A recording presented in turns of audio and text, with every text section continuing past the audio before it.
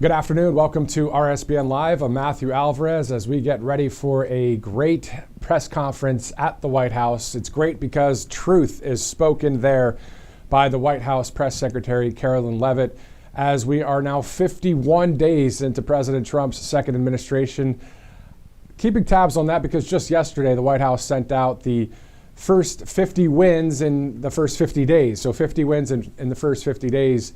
There are 50 items that they sent out to the media, and after checking each of them, all of them have happened. All of them are good for this country. Outside of whether you're watching conservative media, mainstream media, or upside down media, it's still good to see our border closed. It's still good to see our freedoms intact and our constitutional rights restored by just that win some 51 days ago. And just a bit, we're actually going to just go down memory lane and take a look at a video that President Trump posted about January 20th at the U.S. Capitol building. But before we do that, before we get to some live interviews, I'd like to share with you a couple of our great sponsors here at Right Side Broadcasting Network, including Colonial Metals Group. If you're looking for something that's free, well, we can start out with this. This is a free info kit.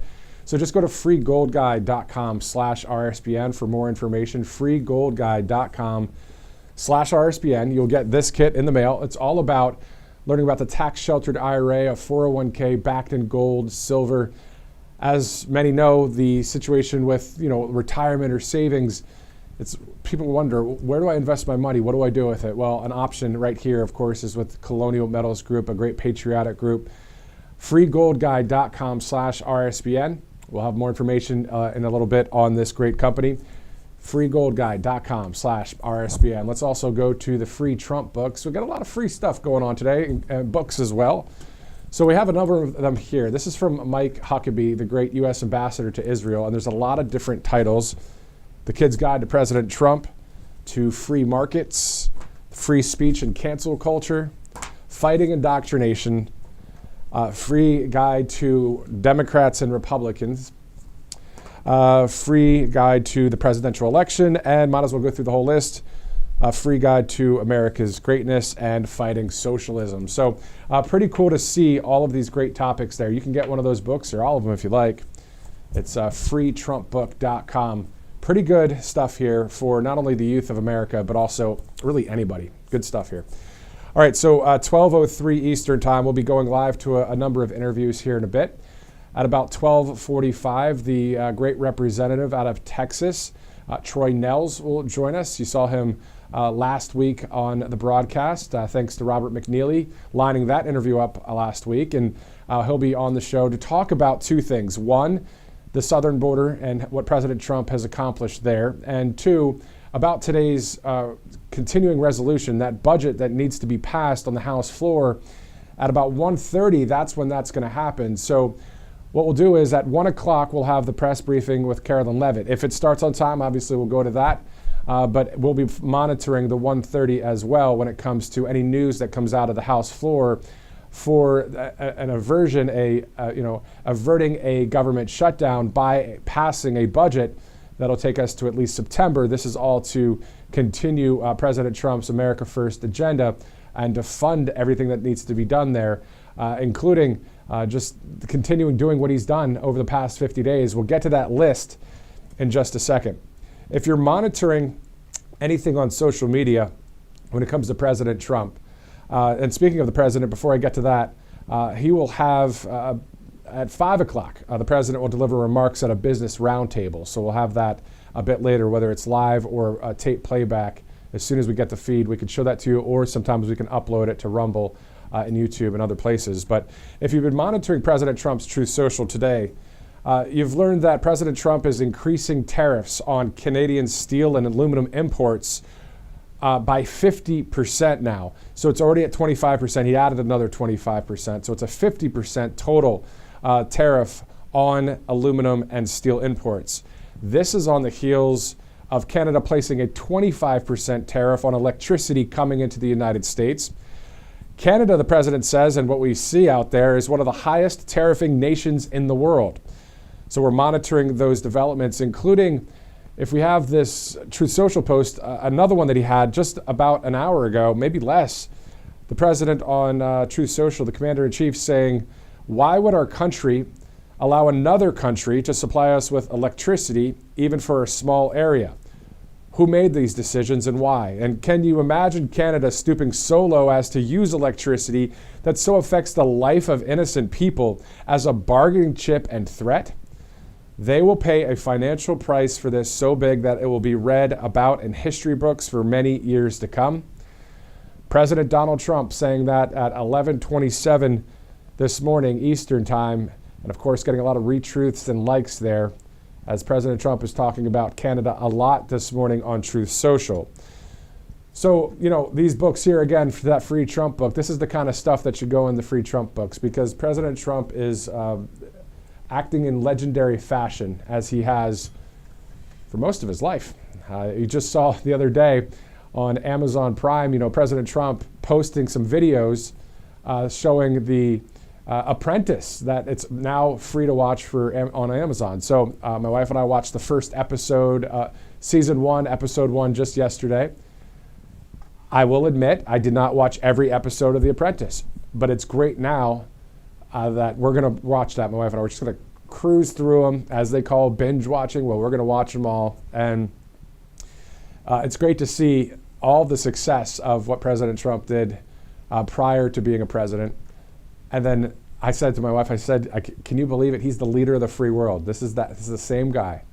And hey, somebody that stands for freedom, the Constitution in this country, that's why the majority of the country voted for him. And that's why he is at that White House right there for another 4 years. So great to see that. All right, so another product that we can share with you, patriotaddictdeals.com. There's a Trump combat knife that you can see right there on your screen. Use the RSBN 30 promo code to get 30% off. These products are awesome. patriotaddictdeals.com. A lot of great products there. MAGA, Trump, whatever you'd like when it comes to just the right side of history, the freedom movement, the conservative movement. You can get various products right there at patriotaddictdeals.com. All right, so it's 12:08. Again, President Trump to speak a little bit later today at around 5 o'clock at a business roundtable. I believe it's a CEO business roundtable later today. So we'll have to wait for more details on that. Just to backtrack a bit on the time frame, at about 1:30, the House GOP, they'll be voting on the House floor whether or not to pass this continuing resolution and to have that budget to avert us from any kind of partial government shutdown or government shutdown. That budget will bring us to at least September, so President Trump can continue on with, doing the things that he's doing, the great works. When it comes to that, the 50 wins in 50 days, that we'll get to that list in just a minute. And then also at 1 o'clock Eastern time, of course, in less than an hour, we'll be going to the White House there at the White House press briefing room to see the White House press secretary, Karoline Leavitt. It'll be great to see who's in the new media chair today, and also, again, I really wish that some of the conservative media is able to sit in the front row and second row. There's no reason why the major networks that have mostly lied to the American people for decades, they don't deserve a seat in the front row. I mean, anyway, that's my opinion. Pretty sure a lot of you agree with that, but hey, if you don't, it's all right. It's 12:09 again, so let's go to this. Let's go to that list. This list is pretty awesome. So it's the 50 wins for the first 50 days. And when the representative of Texas, Troy Nehls, joins us later, we're going to cover some of these things together, including President Trump securing the border in unprecedented fashion. And that's number 1 out of 50 things that he's already done in those 50 days, as we are in day 51 right now. Number 2, President Trump signed the Laken-Riley Act into law. Quite a moment there as his first signing of a bill into law for the American people. Number 3, President Trump is deporting illegal immigrant killers, rapists, and drug dealers en masse. So we're seeing that happen. Number 4, President Trump's tariffs are leveling the playing field for American workers. We're seeing all this as truth. If I was, say I was on a left-leaning network, which I won't ever be, but if I was there and I saw this common sense truth and these things are really happening, I would want to have to report this. But you can't do that if you've got a executive producer who's changing a script and trying to spin it to all these other things. So anyway, Number 5, President Trump is taking on the fentanyl crisis. And he's going really hard on that one because we know that there are Mexican drug cartels, obviously in Mexico, but also in Canada. That was a surprise to me when I saw an executive order signed and heard some information that there are actual Mexican drug cartels who are now listed as a terrorist organization are in Canada, and they are shipping drugs across the northern border. This is what has gotten us into the mess of the so-called trade war, because the Canadians and the Mexicans did not and have not done the best they can to stop the illegal drugs from coming across both of the borders. The amount of people, the illegal aliens, that's what the government calls them. That's what they are. I mean, it's not that they're less of a human. It's just you can't come across the country. Yeah, just like I've said before, if we all took a trip out to Italy and we didn't have our passport, we didn't have any documents, we didn't have anything, they wouldn't let us in because they don't know who we are. It's just a law. It's just the way it is. But we're seeing those numbers drop like never before. This is the most secure border that we're seeing there on the southern border. And if you've watched any of my Truth Social posts on at Matthew Alvarez, I have the DOD. I was emailing a press person there, and they gave me a link that shows all the photos and videos of all the stuff going on at the border. So I'm fascinated by that stuff, so I keep posting it. But I think that you want to see that too. You want to see our military along the southern border doing what they're doing, putting up the metal wiring, and also just the presence of these troops, the presence of Army, the Marines, National Guard, the State Border Patrol when it comes to Texas, and also the Customs and Border Protection agents and the county and the local law enforcement all working together, saying we're shutting down this border. This is not a left-wing radical extremist government like you might find in other countries around the world. This is our country. This is the United States. We don't do what other countries do. We do what's right for America. And there is part of the border there as the wall's getting built. It's quite awesome to see the wall getting built throughout California and Arizona, New Mexico, Texas. So great to see it. And I think a lot of people are happy to see that. So those are just the top 5 right there out of the 50 wins in 50 days by President Trump. So we'll be talking to Representative Troy Nehls about that in just a bit of time from now. And also in about a couple minutes, Tom Renz, the conservative columnist, conservative commentator who makes his rounds on conservative media and elsewhere, will be joining us. We'll be talking to him about a number of items as well. So let's go to a number of sponsors too. MyPillow.com. So MyPillow.com, of course, the mega sale there, a lot of great percentages off of a lot of products. As you've heard, Robert McNeely and I talk about more than 2,000 products on MyPillow.com. One of them that we've been showing you a lot is the My Coffee. Now this one here is the closed one. Yesterday we showed you that it's about down to here at the studio. This one is one that we're going to keep closed so we can show you on TV. So this is what you'd get if you'd like. My Coffee's great, tastes great. Also, there's a lot of great products on there, as you guys know. So it's mypillow.com/RSBN for more information on the great Mike Lindell and his My Pillow line of products. Again, more than 2,000 on there. And then use that RSBN promo code. You get quite the percentage off right there on Right Side Broadcasting Network. So it's 12/14. Again, at about 1 o'clock, we'll have the press briefing live from the White House. So always interesting to hear what some of the fake news press brings up. Of course, not all of the press there is fake news. There's some conservative media, new media, and that's always great to see. So that'll be quite interesting to see that a bit later. And again, Tom Renz will be joining us here shortly on Right Side Broadcasting Network. This is RSBN Live. I'm Matthew Alvarez. We've been covering a number of items and news stories that we're following here at the network, including these Canadian tariffs that President Trump just tacked on top of the ones that are already there. And the reason being because of the fentanyl situation. At first, it was the illegal aliens going through the borders. Then that's slowed down, if not stopped at this point. But then it's the fentanyl that's still getting through somehow, and there needs to be something done about that because that has killed a number of Americans, and that is something that that has to stop. So President Trump taking that force of tariffs to do it. But also, Canada, as President Trump said, is one of the most tariffing nations in the world. So that means there's these huge percentages going against American goods and against our stuff. And so he's basically balancing out the tariff situation, and we're not getting ripped off anymore. People have been used to us giving and giving and giving. Well, now it's time to say, well, hold on now.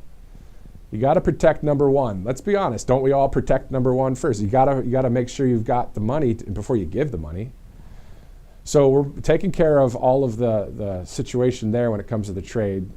And also, the Secretary of Commerce, Howard Lutnick, is awesome. This guy knows business, trade, the economy, one of the most brilliant minds out there. And that's what's awesome about this whole thing. This is not something you'll hear on the mainstream media, because all they want to do is lie and say all this stuff and say Elon's bad and Trump's bad. Why are they bad?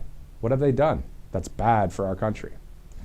So anyway, having these great, brilliant minds with us is awesome to see. And we're seeing that with the all-star cast of patriots within the cabinet. And speaking of the cabinet, Lori Chavez-DeRemer, the Secretary of Labor, just got approved yesterday. So she's been sworn in as the Secretary of Labor. The only person left not at the position that President Trump has nominated them yet is Elise Stefanik. She would be the United States ambassador to the United Nations. So we're waiting on that. Once that's done, then President Trump is undefeated when it comes to his picks, which is great to see. All right, so let's go to Tom Renz, I believe, in Ohio right now. Tom, the conservative analyst and commentator. Sir, thank you so much for joining us on Right Side Broadcasting Network. Oh, I'm doing good. You know, it's quite awesome to see our country winning again. And I think that with the left wing, they don't like when we're winning, so they have to cry foul, but there's no foul being made, right? I mean, it's just a bunch of mainstream nonsense.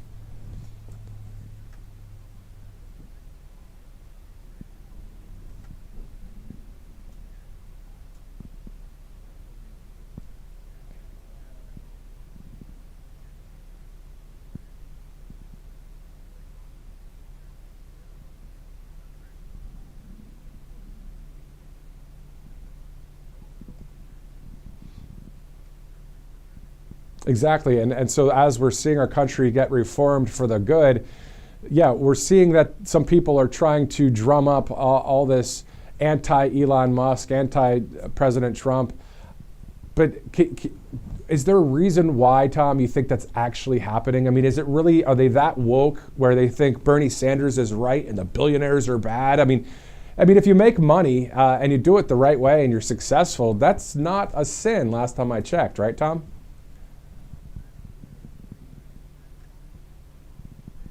You've got a bunch of idiots, the foot soldiers, the guys that end up getting arrested and put in jail because they threw a rock through a window at a Tesla dealership. Those people, they're brainwashed, they're ignorant, and they bought the Kool-Aid of some nutbags. But the reality is that the people who are funding them, the people who are pulling the strings, the people who are behind this are the people whose honeypot is being destroyed, right? You see the cutoff, you see USAID being cut down, you see Doge coming in. You know, what's going on is that the people who have been making the money off of the back of the hardworking Americans for years and years and years through corruption, they're upset. Their gravy train's being cut. So they're doing whatever. They're using their money to try and go after guys like Musk. They're sponsoring these protests. They're sponsoring these things. I mean, listen, I will bet you, I publicly state this, I have no hesitation, bet you any amount of money that if we actually are able to track who and what was behind this Dark Storm team attack on Twitter yesterday, that it'll be tied to Soros and the billionaire crowd and all these globalists. Probably Ukraine. I saw a report today out of Ukraine. These same sorts of people. And it's the people who are losing their gravy train. They're just upset about it. It's so true. It's so true. I mean, I was saying in the earlier broadcast, I don't usually go on Reddit, but I checked out Reddit yesterday. And I'm sorry. Exactly. But here's the thing, though. I typed in, Tom, I think we both need to team up and do an investigation on the following.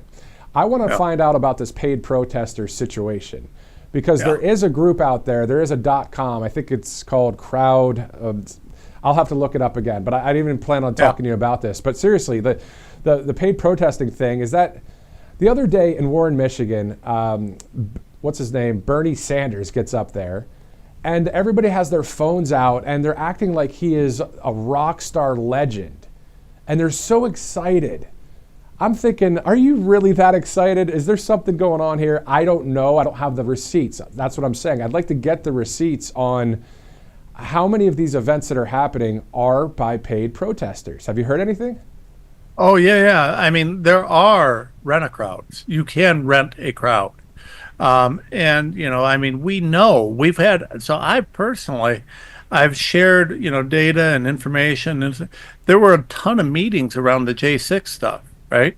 And it was Democrat meetings, meeting with Democrat organizations and talking about how they were going to, stoke violence, do these different things. This is a common thing. I mean, they bust these protesters, these paid people around from place to place to place. And shockingly, there always seems to be a pallet of bricks near the protest. But no, this is something that's very much a real thing. It's very much a thing that we know occurs. They'll say that we're just funding our people getting there, or we're helping, support the people who want to protest. But the reality is that, some of these people, there's tons of them that have been on record talking about how they're getting paid hourly to be there. I don't really know what I'm protesting, but I'm getting $25 an hour. That sort of stuff. So this is a real thing, and it should be investigated. I mean, what we ought to be doing is, finding out who's doing that and how that's being done. But I can tell you, because I've done some of the work myself, and I don't have this all available where I could send it to you in a direct site. But a lot of this is through the Soros-funded groups, the NGOs, which goes back to the fact that all these NGOs were funded with American taxpayer money. Soros isn't spending his own money. He's buying off corrupt politicians, and the way this works, Data Republicans done a good job talking about this. Musk is talking about it. Everybody knows how this works. We grant a whole bunch of money to an NGO.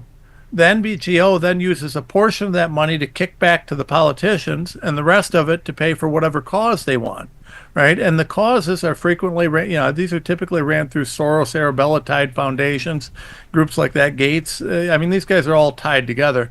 And then those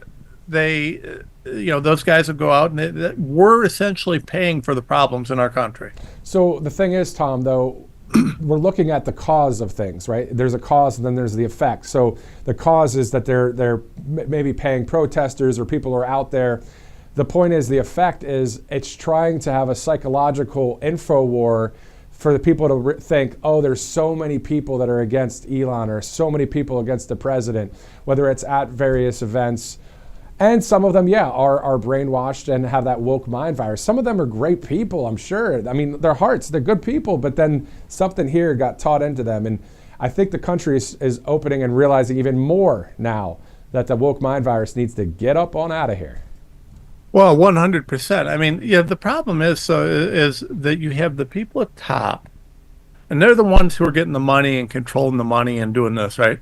But then you have the people at the bottom, and this is where the Department of Education and some of these other, nonsensical government agencies come into play. So education across this country has largely become just a tool to brainwash kids into this woke nonsense. I mean, my kids go to a private school that I'm very involved with. I make sure that they're not getting brainwashed. But most kids, you go to the public school and you got tampons in the boys' restroom, and they're telling you that about social justice, and they're lying to kids from, elementary school on up and grooming them to become social justice warriors, this, that, and other. So they get to college and, they get a little bit of freedom, a little bit of this, and they go out there and they buy this Kool-Aid. Right? And none of them have ever had to earn anything. They've never had to support themselves. They've never had to have a real job. They have no idea what the real world is like. Some 18-year-old kid that lived off mom and dad now is privileged in college and living the good life, and never earned a darn thing themselves. They're out there now protesting about social justice, and we don't want merit. We want DEI. We want all these. So you've got this really they're the useful idiots that allow this to happen, right? So you got the rich old guys that, oddly enough, are almost universally rich old white guys, which you would think the DEI crowd would have an issue with that.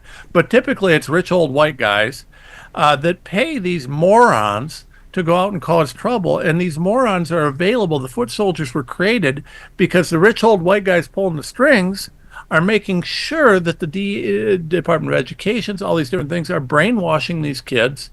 Your woke media. I mean, you look at what the social media, the way social media is, and social media is critical. I mean, TikTok, I can't say COVID on TikTok. If I talk about COVID, I'm banned on TikTok. Now, TikTok, we just opened a little account there, and I will see how long it lasts before I get taken off. But you can't talk about COVID. You can't talk about a lot of different things. And Facebook is pulling back a little bit on its censorship. But that's only because they're getting killed by Musk. Twitter, being free speech, everybody's going there. So, I mean, at the end of the day, though, these social media, Instagram, these different things, that creates social pressure on these kids who are also being brainwashed. They're being brainwashed at home. They're being brainwashed at school, home through social media and everything else, and they don't have parents.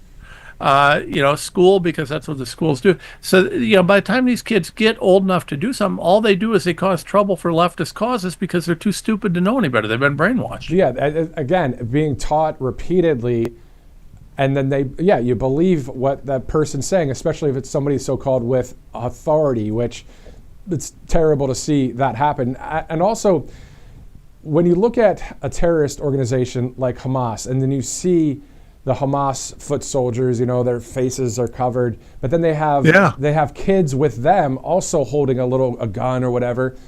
Is it not the same thing that's going on there, same thing going on here, in the sense of the brainwashing of whatever ideology it is?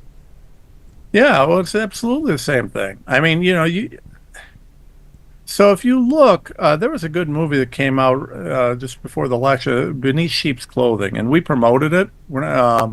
But it's a great movie, and it talks about the rise of communism and how they do this.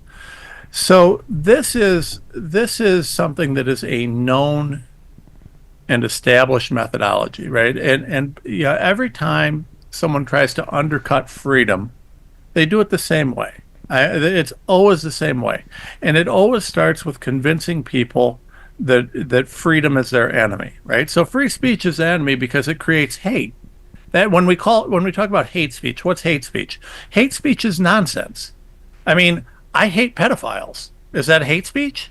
If you don't hate pedophiles, there's something wrong with you, right? I mean, is that not a fair thing to say? I hate racism. Is it hate speech for me to say that?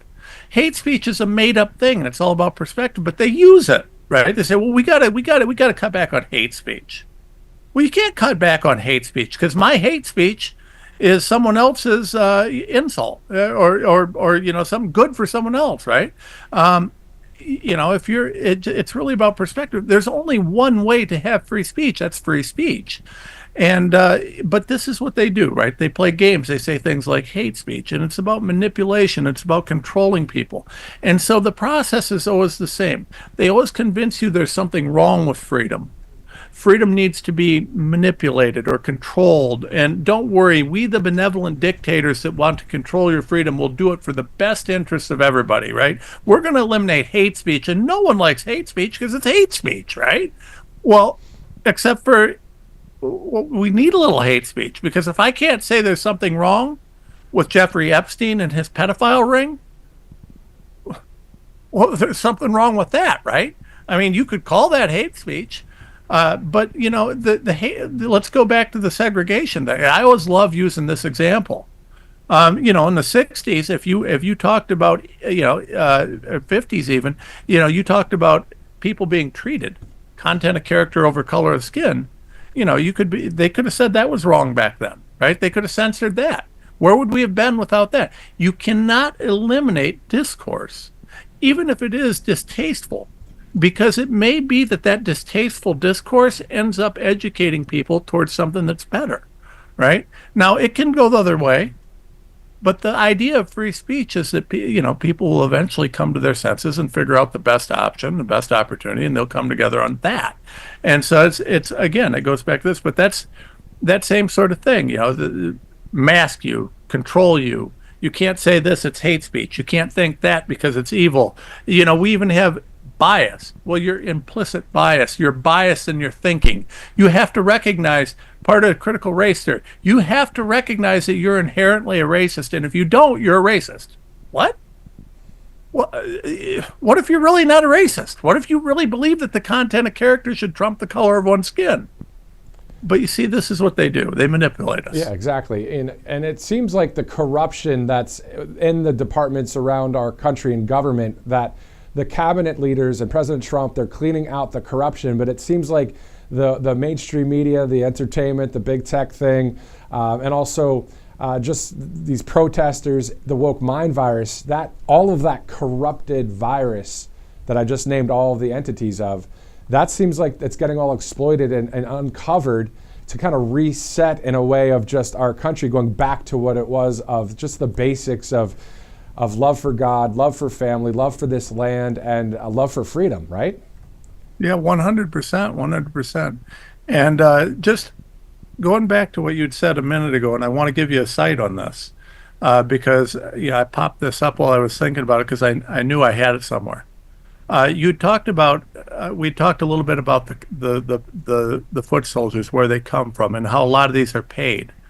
Well, there's a company. It's called Crowds on Demand.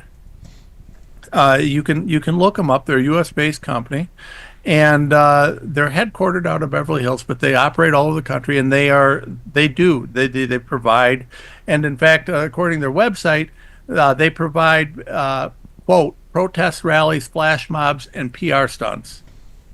Okay, so then you can look. There's a number of different things where we have where the Open Society Foundation, some of these Arabella people, they'll put up ads on Craigslist, right? So they've been caught doing this 15 to 30 dollars an hour, right?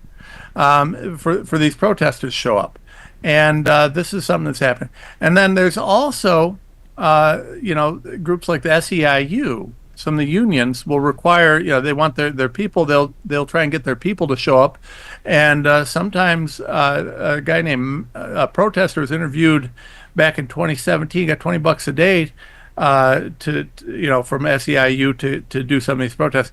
So there's a lot of this that's happening, but this is all about undermining, and it's all about appearance, right? Everything is fake. Everything is about control. This is part of the reason that Doge and free speech are always at the center of these fights, right? Because if I can tell you, if I can show you that Crowds on Demand is a real thing, and that it's likely used by the DNC 90% of the time, well, suddenly that crowd of people that are getting paid to be there seem an awful lot less meaningful, right, than if they actually show up organically. Yeah, exactly. Again, this whole just investigative thought that I had started when I saw Bernie Sanders in Warren, Michigan the other day at that high school gym, and he said, "Oh, there was 9,000 people," and it was just quite interesting to see the excitement that came from the people there.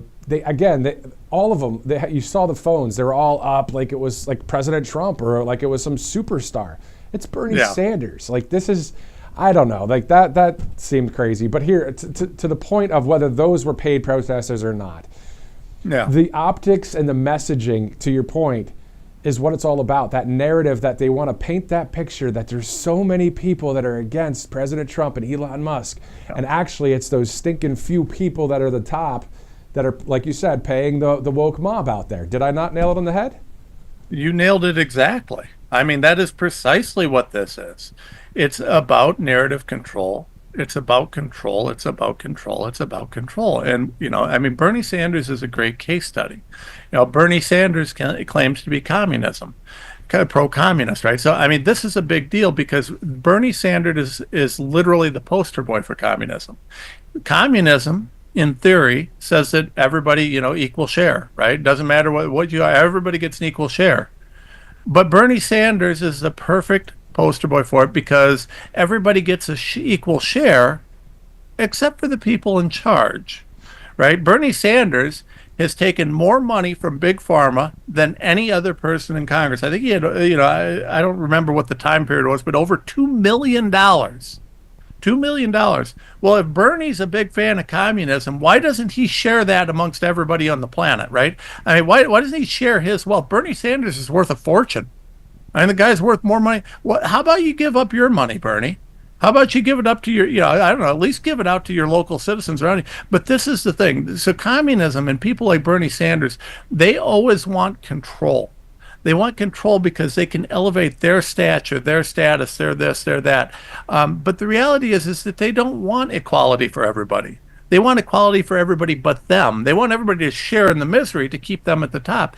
But you can't convince people that this idea of equality for all and that these sorts of things, you can't convince people if you're not living it, right? Bernie doesn't live it, but that's where optics come in. You can't have people telling you that Bernie Sanders made $2 million from Big Pharma, or that doesn't look real good for the guy who's preaching that everybody should get, the same equal, well, we're going to raise minimum wage. Well, Bernie, you could cover the gap in minimum wage for an awful lot of people just using your fortune. So go ahead and do it. And so can Elizabeth Warren, and the list goes on. Yeah.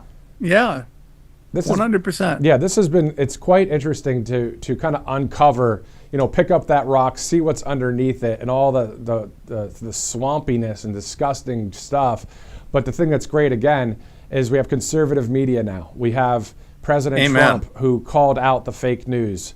We have the all-star cast of patriots in the cabinet positions for our country to really clean it up, get rid of that corruption. Let's move on. And you know what, Tom?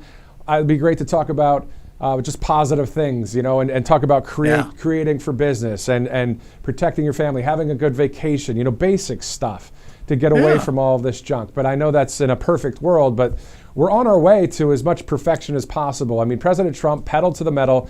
Last thought here, and for those of you joining us, this is Tom Renz, conservative commentator. Thanks again for sticking with us for this long of an interview. But your thoughts on President Trump, pedal to the metal right now for the country, not only for the country, specifically for the free world. That's really what he's doing, right? 100%. He's doing an incredible job. His executive orders are brilliant. A lot of them are very spot on. He's doing what he's got to do. I will tell you there's one thing I'm waiting for. We need to see some people going to jail.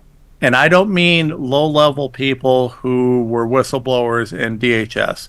I want to see some of these big bad guys in jail. We know what they did. We know what they're doing. And I'm not even talking about some of the elected officials, although I would love to see some of these members of Congress in jail. I'm talking about some of the billionaire class globalists that have been pulling the strings that were behind this. I mean, the number of RICO cases that you could tie to Soros's crew, I can't even begin. Why we got to go after some of these guys. They're going to continue to undermine our country until we do that. And I love everything Trump's doing. He needs to continue doing this. Bondi and the AG and Cash, they got serious work to do. And I love that they're taking out some of these terrorists and some of those guys. But if you really want to end the problems that we're having here, you need to look at the people who are buying and controlling Congress, that are buying and controlling the political class. The billionaires, they need to be. The Epstein list has to be out. Don't give me this national security nonsense. What possible national security reason could you have to protect pedophiles? There is no reason to protect pedophiles. And in fact, I would go so far as to say that if you were on the Epstein list, it is our absolute solemn duty to disclose everything that we can, because you're a far greater national security risk if someone's holding that over your head than if it's public. So if you want to really deal with national security, you do it with truth, you do it with transparency, you do it with radical truth and radical transparency. That's what Doge is doing. And everywhere we're doing it, it's working. We need to do it with the Epstein list. We need to dig into the billionaires that are funding Congress, that are funding the corruption, that are funding the bureaucracy. And then we need to see accountability. If Trump can cross that last threshold on that and make sure that they're doing this through justice, at that point, I think we legitimately have a shot to save this country. And it's awesome to see the amount of transparency already happening as well with President Trump through the past 51 days.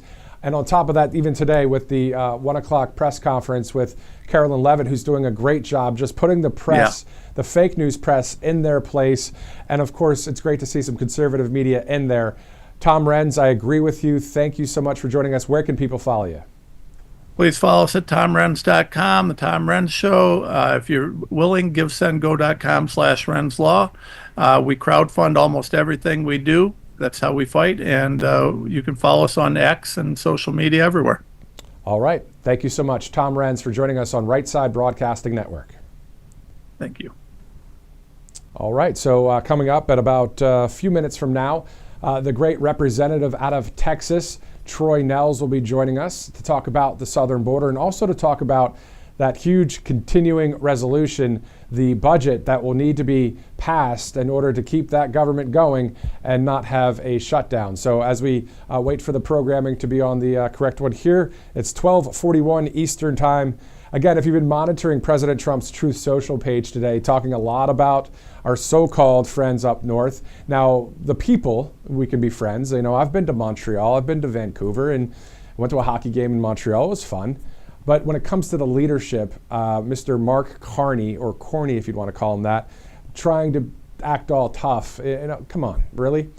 Canada, according to President Trump, is one of the most tariffing nations on earth. So President Trump is not only balancing out the tariff situation with percentages and more tariffs, he's also wanting to see the fentanyl to stop crossing the northern border, the southern border, and beyond. So he's doing a great job there as it's 12:42 Eastern Time. Guys, do we have a chance to see the programming monitor go back onto the live feed? As we are looking for the 1 o'clock White House press briefing, we'll have that for you live with Karoline Leavitt, who will be there at 1 o'clock. And then, of course, a bit later today at 1:30 is the House vote for the budget for that spending bill. So all to avert any kind of government shutdown. So what we'll do is we'll have a live interview here coming up soon, and then we'll go to the White House press briefing room, and then we'll see what happens there on the House floor. So President Trump, on his schedule today at about 5 o'clock, he will deliver remarks at a business roundtable. So great to see that. And it's going to be great to see him at a business roundtable because just yesterday, again, for those of you just joining, was watching with my wife on Amazon the first season, episode 1 of The Apprentice. And to see President Trump sit right there in the middle of that table and to have the VersaCorp were the guys, right? And the women were the Protege Corporation. That was the first ever episode. Watched it yesterday, going to watch all of them. Haven't watched all of them, so it's great to see that they're all free and you can watch them now.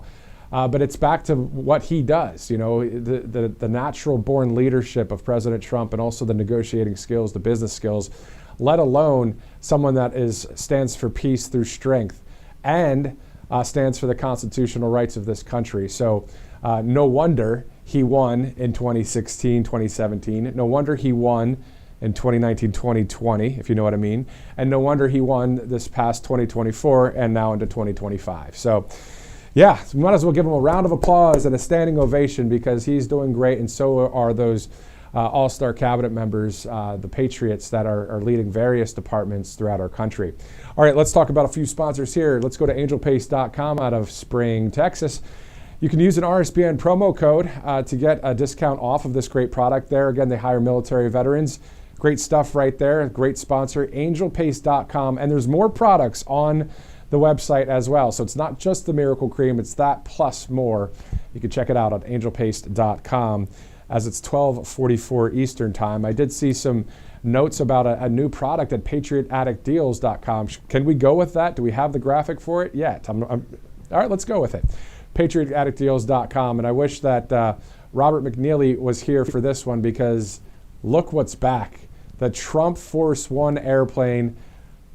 I almost have to pause and type it in here. Go to patriotaddictdeals.com and get that because last time this happened, this thing sold out just like that. So I know that Robert actually got one of these. So if you go to patriotaddictdeals.com, you get 20% off, I believe, if it's RSBN 20 of the Trump Force One airplane. That's an awesome gift, a memorabilia.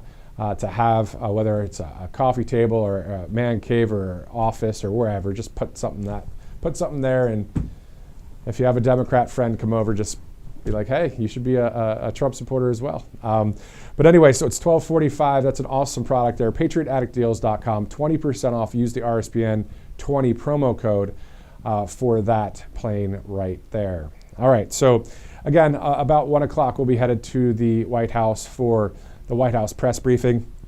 Joining us at any minute will be the representative out of Texas, Troy Nehls. Sir, thank you for joining us on Right Side Broadcasting Network. Good to be with you. Thank you for having me. Of course, and thank you, sir, for what you're doing because you're pointing out the fact of the southern border needing to be closed. We know President Trump has done that. The fentanyl situation's still not good, but what's your overall assessment of what's going on there along the Texas border? I would say with Donald Trump being back in the White House, with this administration, the Kristi Noem, the Tom Homan, all of them, I would give it an A+.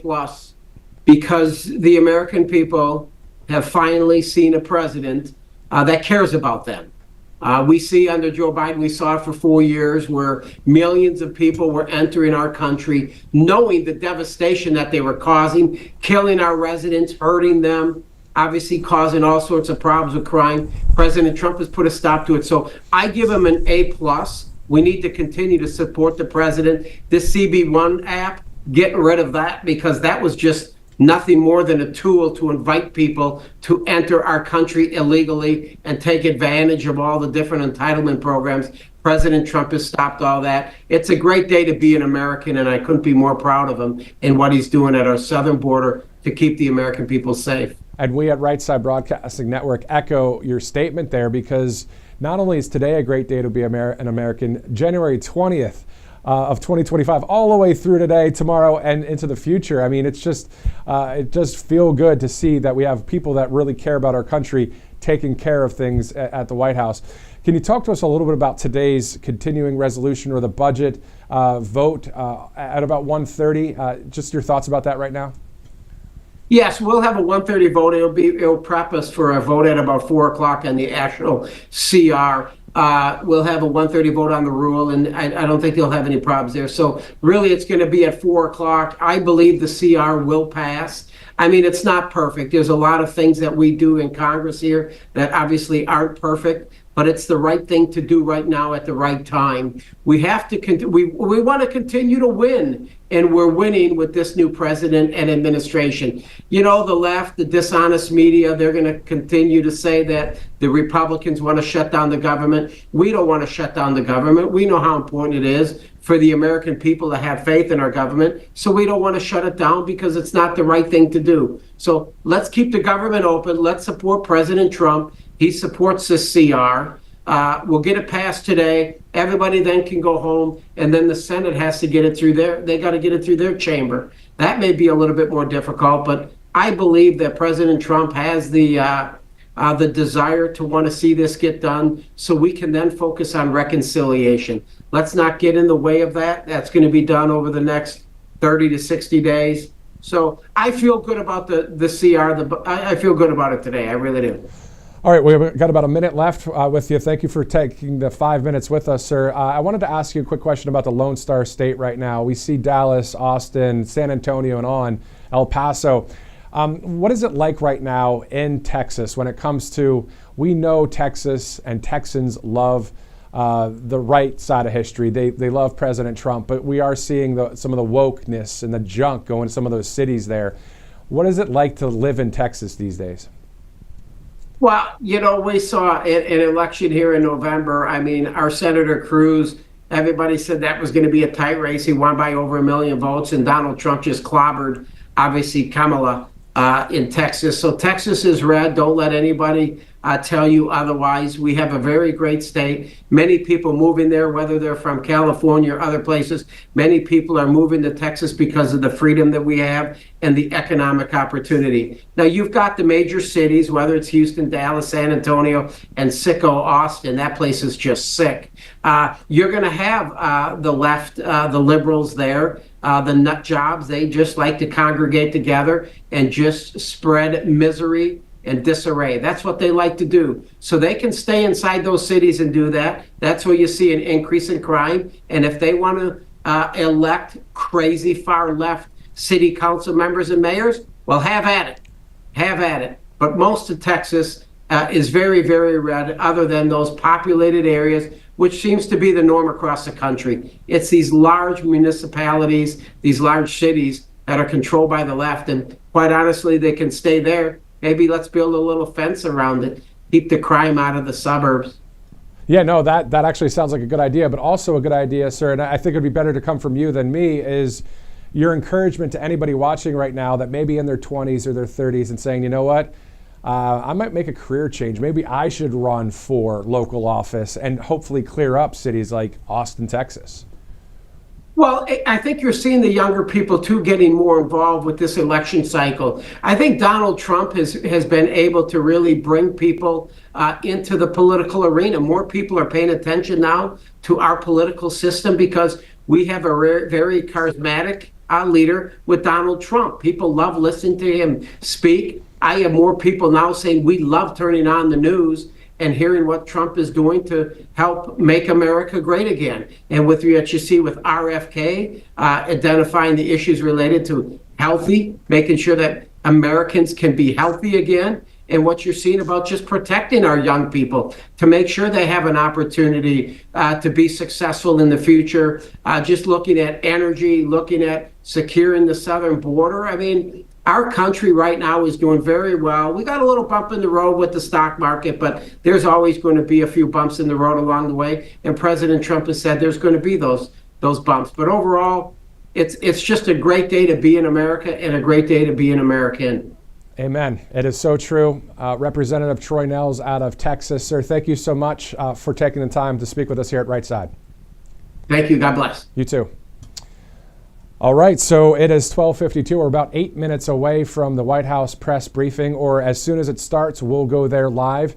And also a little bit later today, President Trump speaking to a business roundtable at about 5 o'clock. So if that's a live feed, we'll bring that to you live. If it's recorded, we'll either upload it or we could still share that with you as we cover various things happening throughout today. Of course, Tuesday, March 11th, you're looking live there at the press briefing room. Also, we can go to a video that President Trump highlighted just yesterday on Truth Social, and all he said was, wow, with 3 exclamation points. Here's that video. It has only been 44 days, but the president will have a lot to talk about tonight when he heads up to Capitol Hill to address a joint... 6 weeks ago, I stood beneath the dome of this Capitol and proclaimed the dawn of the golden age as of we America. inaugurate a new president and vice president. From that moment on, it has been nothing but swift and unrelenting action to usher in the greatest and most successful era in the history of our country. I return to this chamber tonight to report that America's momentum is back, our spirit is back, our pride is back. Members of Congress, and to my fellow citizens, America is back. Americans have given us a mandate for bold and profound change. Every day my administration is fighting to bring a future that America deserves. We are draining the swamp, and the days of rule by unelected bureaucrats are over. Over the past 6 weeks, I have signed nearly 100 executive orders and taken more than 400 executive actions to restore common sense, safety, optimism, and wealth all across our wonderful land. Despite the best efforts of those who would try to censor us, silence us, break us, destroy us, Americans are today a proud, free, sovereign, and independent nation that will always be free. My fellow Americans, get ready for an incredible future because the golden age of America has only just begun. Thank you, God bless you, and God bless America.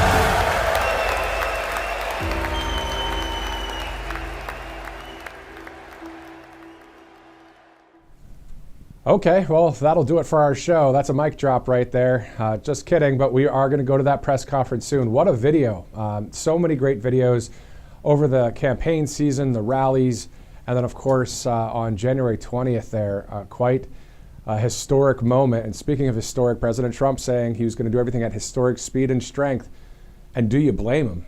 You saw what he went through over the past 4 years, and he did it for all of us. So that's pretty awesome. And that's why he is the commander-in-chief, as a few of the correspondents there for some of the, I think that's fake, some of the fake news there. Yeah, looks like it to me. Anyway, so getting ready for their live shots before the press briefing that will happen here in about 4 minutes from now.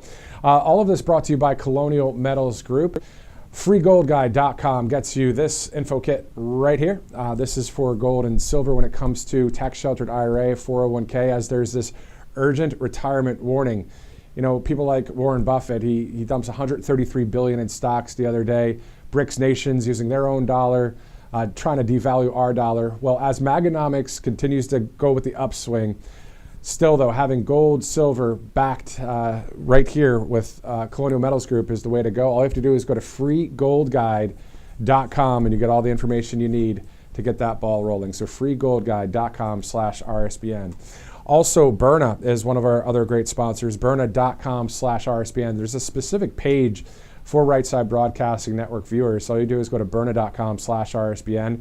It's the alternative to deadly force right there. This is a Berna less lethal launcher. So there are a couple kinetic rounds, and then it's plastic, but it's hard plastic. This will definitely do the job when it comes to protecting yourself if it's not at a point of any kind of lethal thing. This group here, Berna, they're not against the Second Amendment. The owners in the group there, they have guns too, but we're hearing that about 5% of law enforcement actually carry Bernas. So the other percentage that we're told that about 99% of altercations don't even need to go to that deadly force. So everything that's before that, right? Hopefully you don't have to ever get into a situation at all, but still having something like this is a great product, a great option. They've sold more than 500,000 units in about 5 years. Berna.com/RSBN. It's not classified as a firearm. You see there, no background checks.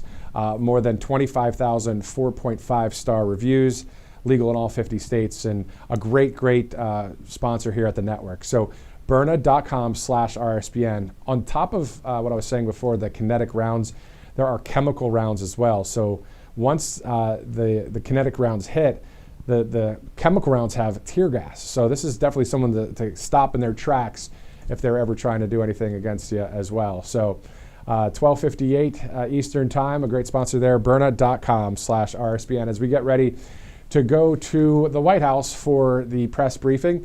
Also, just within the 24/7 news cycle yesterday, we saw that the great DHS Secretary, the Department of Homeland Security Secretary Kristi Noem, of course the former governor of the great state of South Dakota, was swearing in the new Secret Service Director, Sean Curran, the guy that we've seen alongside President Trump for years, you know, outside at the rallies, inside. He's the top guy. I remember seeing Sean after a speech. You know how President Trump would do remarks in various places in the country. Well, after President Trump was done, he'd be walking through the outside of the crowd, shaking some hands. You'd see the Secret Service all around him. But I remember seeing Sean. He was always the guy right next to the president. Talk about somebody that you can trust. And then, of course, in Butler, Pennsylvania, a great person. And then how about the other night with the speech with Sean and DJ Daniel, him awarding DJ that honorary Secret Service award for a day there. And then that embrace. I mean, it was awesome. So this is the guy that we're talking about. I would want this guy in charge of the Secret Service. Well, he is now. And let's take a look at that video from just yesterday. I state your name. I, Sean Michael Curran, Do solemnly swear solemnly swear that I will support and defend the Constitution of the United States that I will support and defend the Constitution of the United States against all enemies, foreign and domestic, against all enemies, foreign and domestic, that I will bear true faith and allegiance to the same, that I will bear true faith and allegiance to the same, that I take this obligation freely, that I take this obligation freely, without any mental reservation or purpose of evasion, without any mental reservation or purpose of evasion, that I will well and faithfully that I will well and faithfully discharge the duties of this office discharge the duties of this office of which I am about to enter. of which I am about to enter. So help me God. So help me God. Congratulations. Thank you.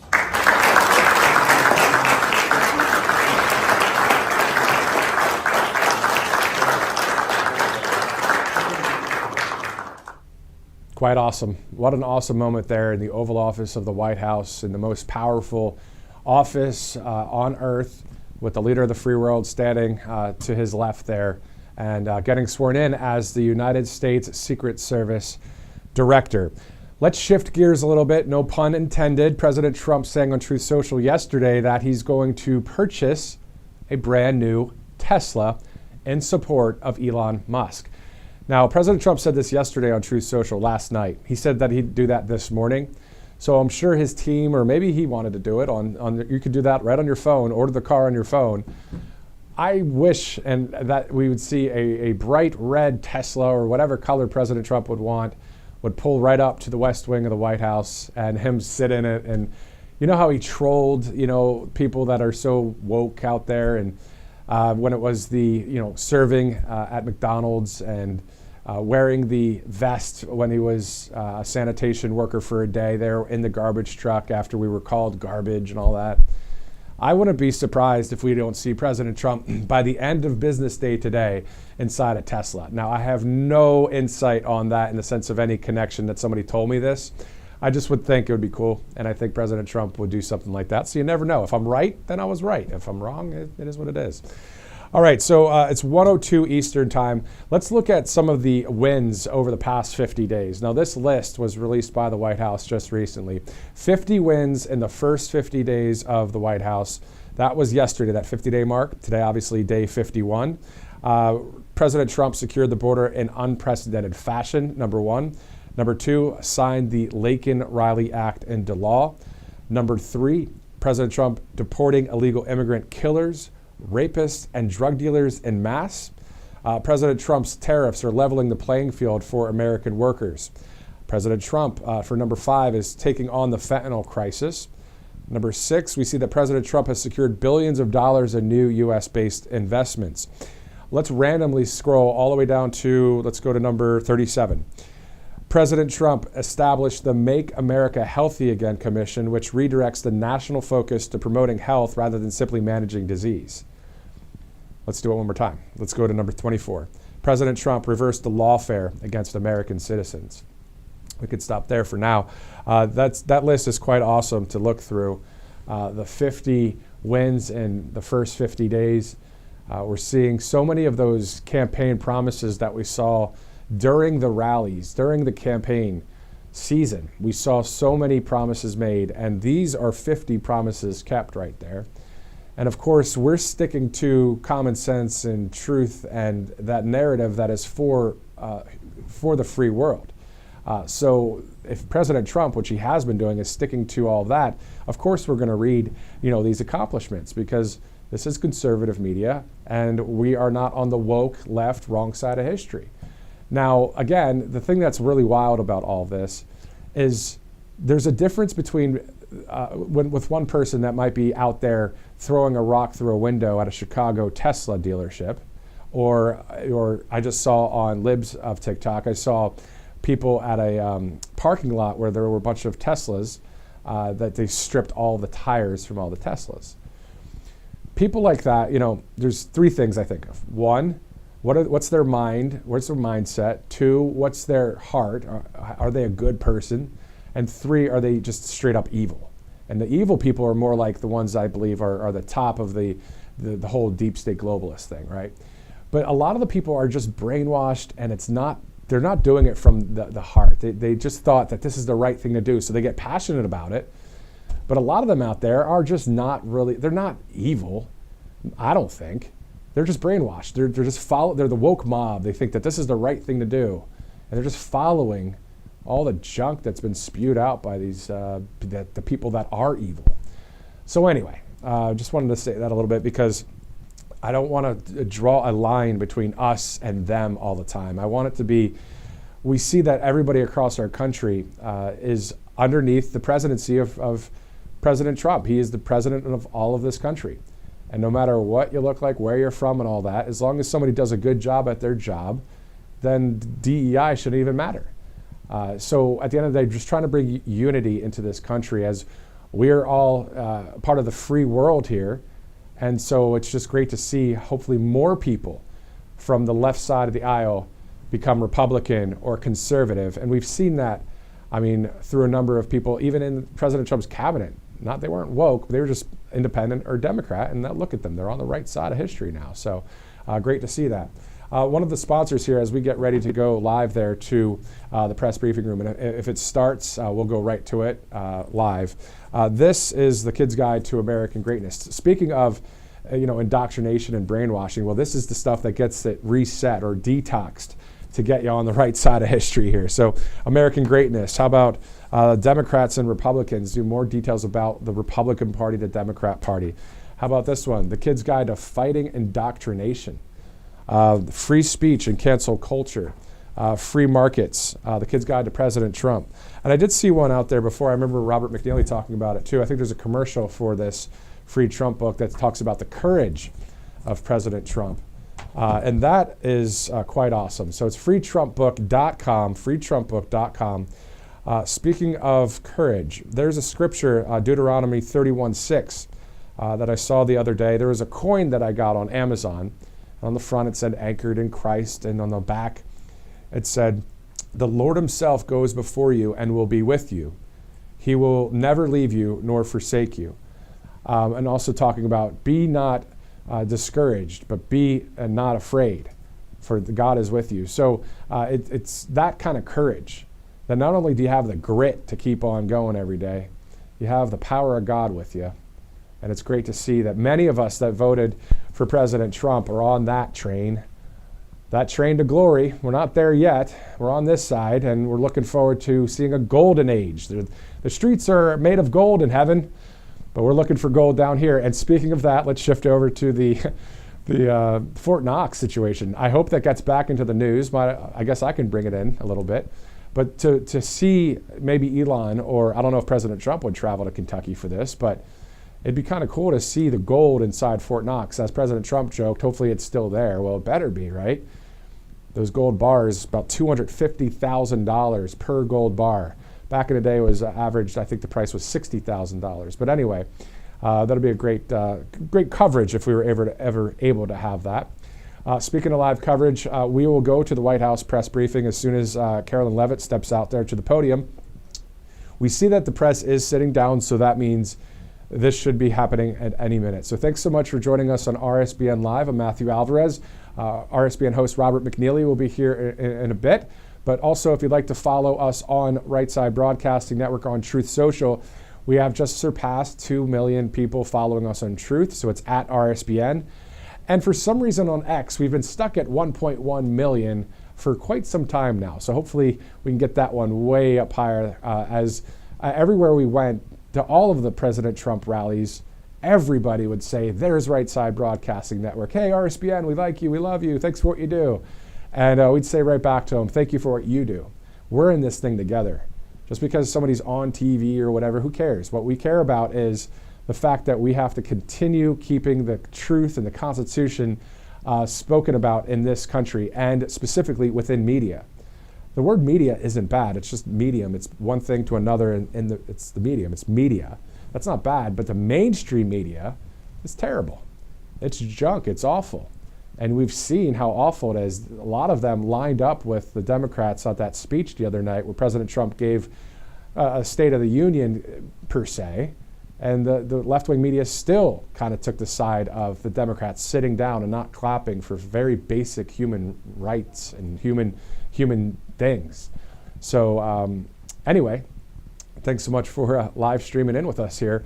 Hopefully you're watching on either Rumble or our website. Maybe you're watching on X or on Facebook or on YouTube. Thank you so much for streaming in live. It's great to see so many people from all around the country and in some cases around the world. I remember asking the other day here with Robert McNeely, we were asking about how many people are watching from such and such state. Or actually, I asked specifically, where are you watching from? And it was from all across this land. So hello to you. Hopefully it's a nice Tuesday for you, March 11th. The recent time change, hopefully not affecting you too much, but it's always good to have that extra light at night. But some people said they want to have the extra light in the morning, so it is what it is there too. So getting ready for this live coverage with the White House press secretary at any minute. Let's look at one post in the meantime, if we can, of President Trump talking about Canada. This is all in regards to the tariff situation. He said earlier, why would our country allow another country to supply us with electricity, even for a small area? Who made these decisions and why? And can you imagine Canada stooping so low as to use electricity that so affects the life of innocent people as a bargaining chip and a threat? They will pay a financial price for this so big that it will be read about in history books for many years to come. End quote. President Trump from earlier today, 11:27 Eastern time, so less than a couple hours ago, right there, talking about this whole back and forth with Canada. Again, this is all to level out the playing field with the tariffs. We've been ripped off by a number of countries for years, that according to the president and the Secretary of Commerce, but also the fentanyl situation in Canada and in Mexico. Just a reminder for those that maybe haven't tuned in a while, it's confirmed. President Trump and the team has said there are Mexican drug cartels operating in Canada as well as Mexico. So now we know that these drug cartels are actually a terrorist organization, according to the president. So right in line with the other terrorist organizations that are out there. So so we'll see what happens there. We'll monitor all of that when it comes to that mini trade war of sorts. Again, we're in the right on this. This is not against the people of Canada. It's just the situation of this new prime minister who's just as weak and chaotic as Trudeau was, is trying to act like he's a big shot. He's not. But he should just keep it cool. Let's just be friends and keep it that way, huh? And some say, let's make it the 51st state, whatever opinion you have about that. But at the end of the day, we know that we're looking forward to seeing that golden era continue here in this country. While we're waiting for the great Karoline Leavitt to come out to the press room there, it is very difficult to have watched some of the social media videos in Syria the other day of minorities, including Christians, being slaughtered by terrorists, those that believe a certain thing that has caused them to do such heinous, evil acts. Very difficult to see that. What else can you do other than to pray for God's power and His peace to come over the people there in Syria, all the people hurting from that situation? We do know that anybody that supports any kind of terrorist organization in this country, especially at these college campuses, already getting deported. We're seeing a judge come back against that for a Columbia University student. What a woke judge that is to do something like that. And what a ridiculous person to support such a terrible, terrible organization and anything connected to terrorism. So President Trump recently pulling $400 million in grants from Columbia University because of all the anti-Semitism going on there. So we're seeing our country be hopefully rid of corruption, but also those that would want to do us harm. At the end of the day, not only terrorist organizations, but those that are criminal aliens or those that are, at the end of the day, law and order to increase and crime to drop. So, this is a president that is a law enforcement president. He loves law enforcement. Law enforcement loves him. And the military loves President Trump. And President Trump, speaking about the military during the Commander-in-Chief ball the night of the inauguration, said he hopes to make a military so strong that we wouldn't even have to use it. Just that peace through strength personified. So, yeah, we'll see a lot of different developments happen. I know that I'm covering a few topics here with world news, but at the end of the day, I know it's been on the minds of many people throughout social media, and I know it was definitely on my mind over the weekend, seeing some of those terrible images out of Syria, and also, wanting the Russia-Ukraine war to be at peace. We'll see when that will come to pass. As we are at 1:15 Eastern, let's go to a sponsor, and as soon as we see a live picture there, we'll live moment there where you see Karoline Leavitt. We'll go there live, but angelpaste.com out of Spring, Texas, a great product here at Right Side Broadcasting Network. Just go to angelpaste.com. On top of the Miracle Cream, there's a number of other products there as well. So out of Spring, Texas, they hire military veterans, and a great sponsor here at Right Side, angelpaste.com. As it's 15 after the hour here, we are live, and thanks so much for streaming in with us. I know we've been through a lot. We've seen a lot of rallies together. We've gone through some tough times, really, really difficult times when it came to Butler, Pennsylvania. But how about that election when President Trump overcame all of that and won it all? And now here we are, 51 days into this great situation. Let's go to Karoline Leavitt right now. There's a lot of news today, so I look forward to taking your questions. Good to see you. And I have some updates for you as well. Later today, President Trump will address the Business Roundtable's quarterly meeting, where he will tout his pro-growth economic agenda and answer questions before more than 100 of our nation's leading CEOs.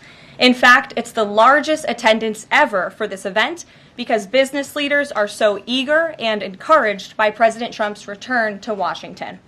This follows President Trump's roundtable yesterday with the Technology CEO Council here at the White House, where he met with key leaders in the technology industry. And last night, President Trump also held an official swearing-in ceremony in the Oval Office for Sean Curran, who is now the 28th Director of the United States Secret Service.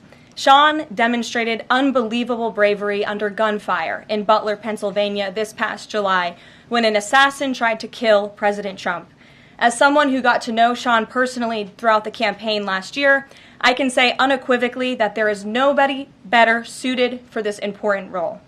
And following the confirmation of Labor Secretary Lori Chavez DeRomer last night, the Senate has now confirmed 21 of President Trump's well-qualified cabinet-level nominees, far outpacing the previous administration. And looking ahead, tomorrow, the president will welcome the Taoiseach Micheál Martin of Ireland for the annual White House Shamrock ceremony. And Thursday, President Trump will welcome the NATO Secretary General for a working meeting and lunch.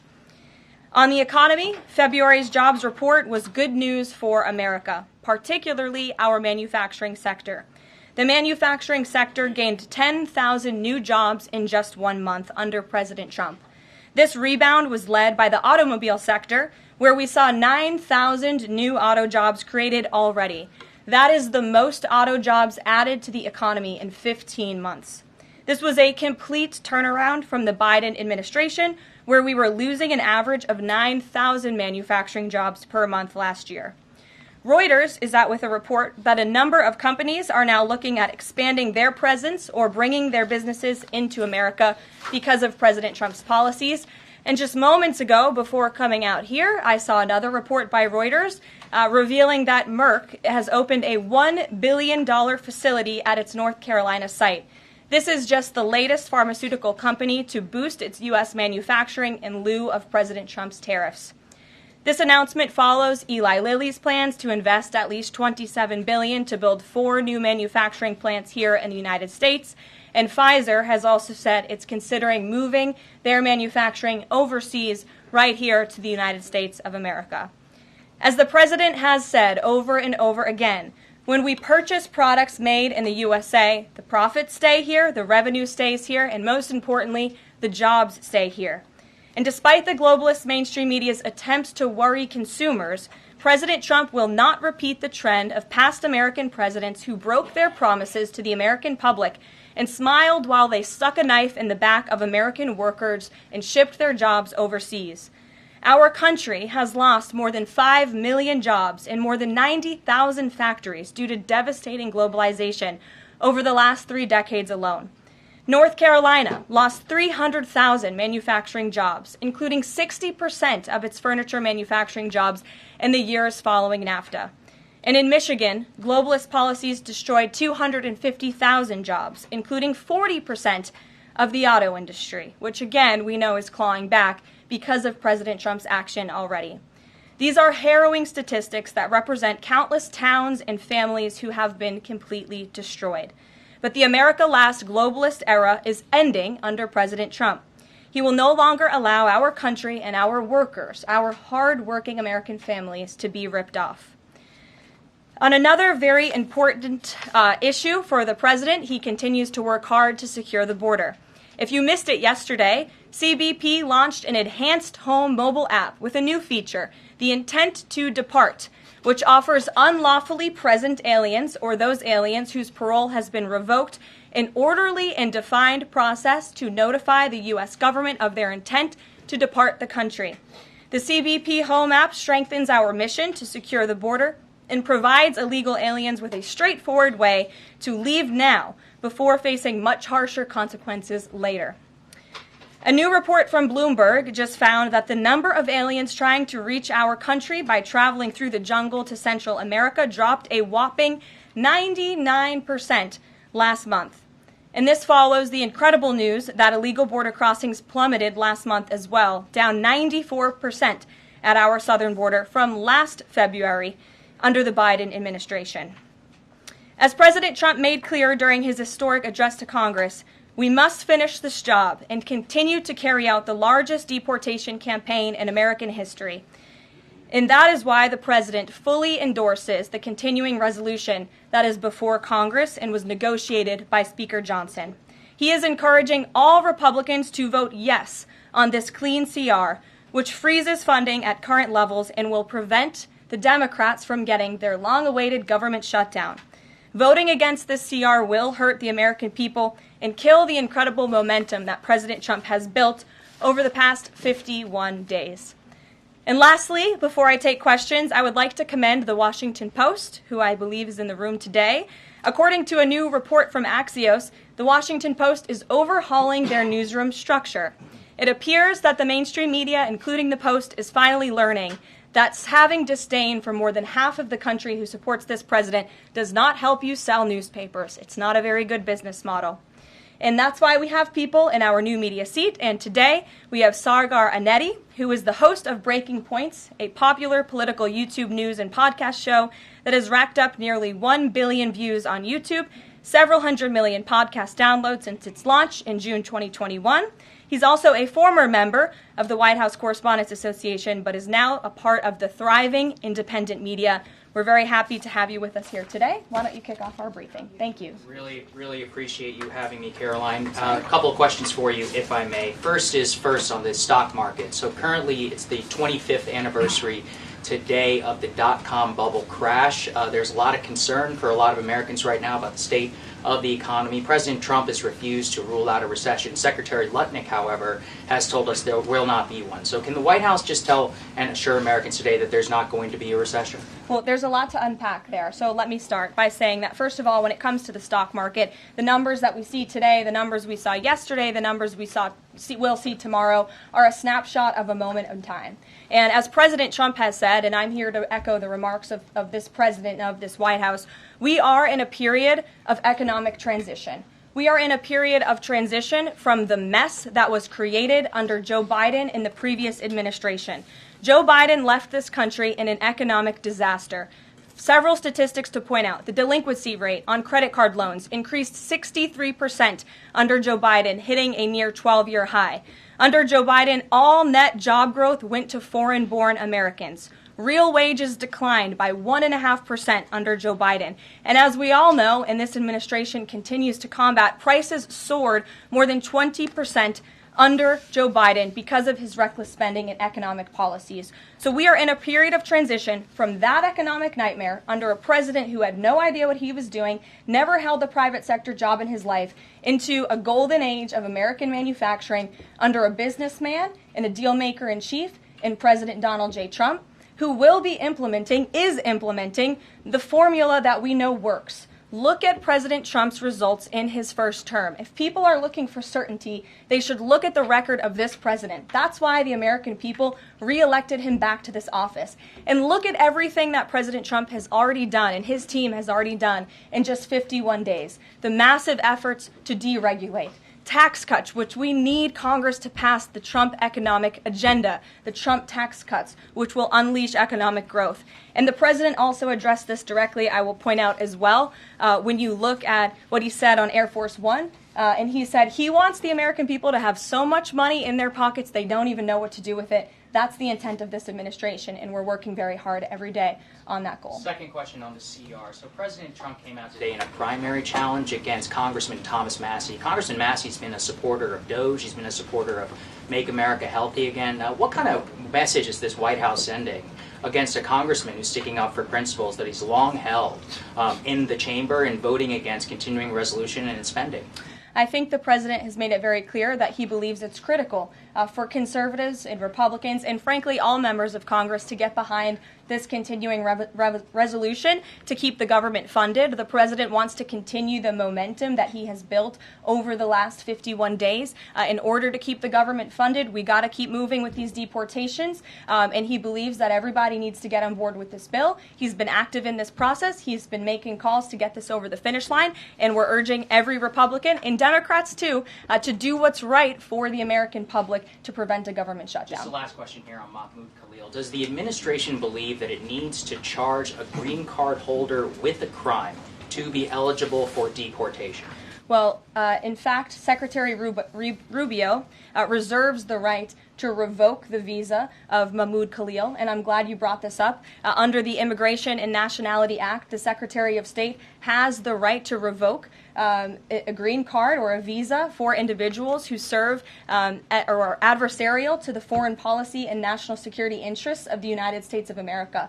And Mahmoud Khalil was an individual who was given the privilege of coming to this country to study at one of our nation's finest universities and colleges. And he took advantage of that opportunity, of that privilege, by siding with terrorists, Hamas terrorists who have killed innocent men, women, and children.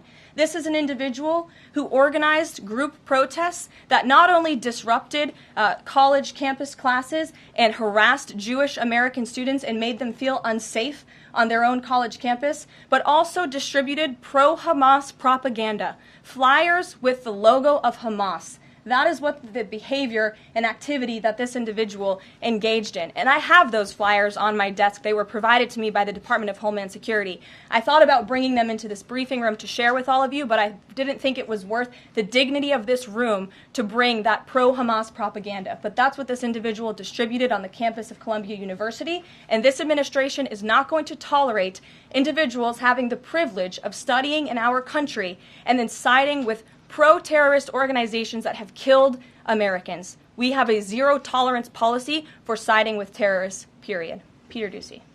Thank you, Caroline. So you said that the Dow dropping and dropping and dropping is a period of transition. You're sure nobody here at the White House shorted the Dow? No, I don't think so. Okay. But is there any concern here that it's going to be harder to ask certain federal workers to retire if they look at their retirement accounts and they're getting robbed every day? Well, I'm glad you brought up workers, because that's exactly who President Trump is looking out for with his America First trade policy and his America First economic agenda. And if you look at, there's great indication to be optimistic about where the economy stands. And the American people, investors, CEOs, small business owners, but most importantly workers, should bet on President Trump, because his tariff policies, what he envisions is reciprocity, fair trade practices where American workers are put first and are no longer ripped off by foreign countries all over this world. President Trump says he's going to buy a Tesla today. Did he buy it? And when is the last time he drove a car? That's a very good question. I have heard the president remark that he misses being able to drive, that luxury of driving his own vehicle, although the Beast is nice. But he is going to be viewing a Tesla that is making its way to the White House complex now, I can confirm. Perhaps the press pool today will have an opportunity to witness this very exciting moment later this afternoon. But a Tesla is on its way here now, and we'll see if the president likes it when he checks it out. So they're bringing him a Tesla to look at, and if he likes it, he's just going to buy it. You know, he's definitely going to buy one, but he'll take a look at it when it gets here later this afternoon. Full retail? Yes, full market price. Kelly. Can we talk about Canada? What is the status of President Trump having a conversation with Mark Carney? We have seen the president use the term governor to refer to Justin Trudeau. Will that moniker also go to Mr. Carney going forward? And is the decision to increase the tariffs, is that based on a specific economic metric that he looked at? Is it impulse? How would you describe his reaction to candidates? The president has not yet spoken to Mr. Carney, not since I checked, which was just moments ago. But certainly his phone is always open to leaders who wish to speak with him. As for the tariffs, the president made his position on this quite clear with the statement that he put out. And it was a retaliatory statement due to the escalation of rhetoric that we've seen out of Ontario, Canada. The president saw the Premier, Doug Ford, make an egregious and insulting comment threatening to shut down electricity for the American people, for hardworking American families.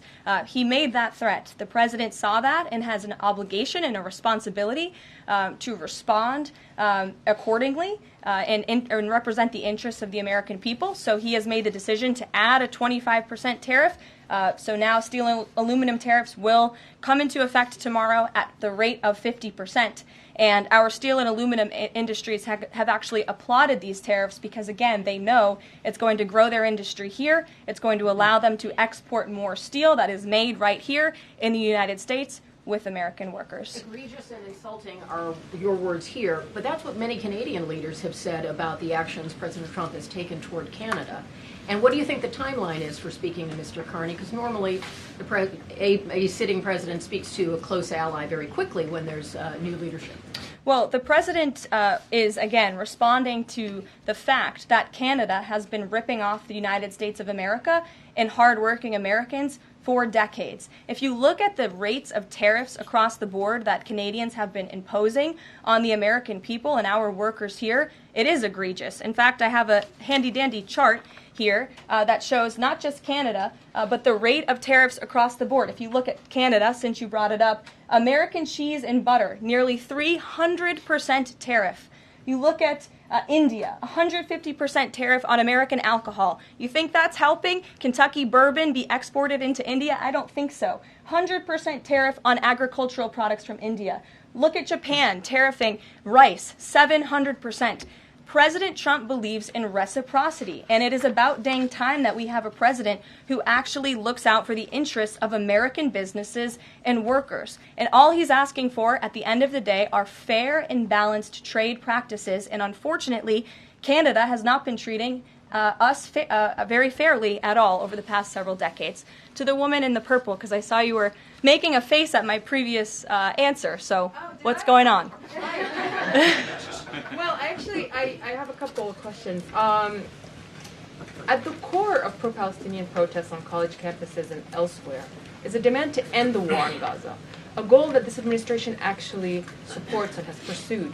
So why has this not been acknowledged or highlighted even? Because these colleges and these protests have again put out Hamas propaganda. The flyers that have been distributed call for violence. The flyers that have been distributed have the logo of an organization that has held Americans hostage, that murdered innocent babies, that murdered men, women, and children. They are a designated foreign terrorist organization, and we are not going to tolerate non-citizens, foreigners who come here on a visa engaging in such behavior, siding with terrorists. And the Secretary of State reserves the authority to revoke the green card or the visa of an individual who serves as an actually it says right here, reasonable grounds to believe that the alien's presence or activities in the United States would have potentially serious adverse foreign policy consequences to the United States. And I think siding with Hamas makes that quite clear. Secretary Rubio exercised that authority, and we fully believe that we are going to move forward with more arrests, as President Trump previewed in his statement yesterday. Ed. Yeah, thanks. Go ahead. Caroline. So are there conversations between the administration and the Canadians going on over this tariff? Because the Ontario Premier says the next step is to cut off electricity to the U.S. And the president put out a statement after seeing those comments and said that it would be there would be grave consequences imposed on Canada if they think about shutting off electricity for the United States of America and our citizens. And the president is also determined to ensure that we are depending on American electricity, not the electricity production of foreign nations, including our allies in Canada. As for conversations, there is continued correspondence between the president's team, particularly Secretary Lutnick, and the Canadians as well. And in the market reaction, how do you sell to the American people then, after they're looking at what's happening in the markets this week, and say that the tariff policy long term is something good? Well, just think about what the tariff policy long-term will do for our country. I think many of us probably grew up in small towns. I know at least I did, and the main street in my small town looks a heck of a lot worse than it probably did decades ago before I was alive. At least my parents and grandparents tell me so. And I know many Americans feel that same way. What the president envisions for this country is for the United States of America to be a manufacturing superpower, where there are American factories and businesses owned by Americans, producing goods that we are exporting to the rest of the world. Those revenues will stay here. It will increase wages for people here in our great country. It will ensure our national security, and it will boost the morale of the American people to have thriving industries again. Think about Detroit, Michigan. Think about North Carolina, as I mentioned, that used to have a thriving furniture industry that no longer exists because of the globalist trade policies of previous and past administrations. And the American people gave the president a tremendous opportunity to restore American greatness and restore our manufacturing dominance, and he's intent on doing just that. John. Thanks, Caroline.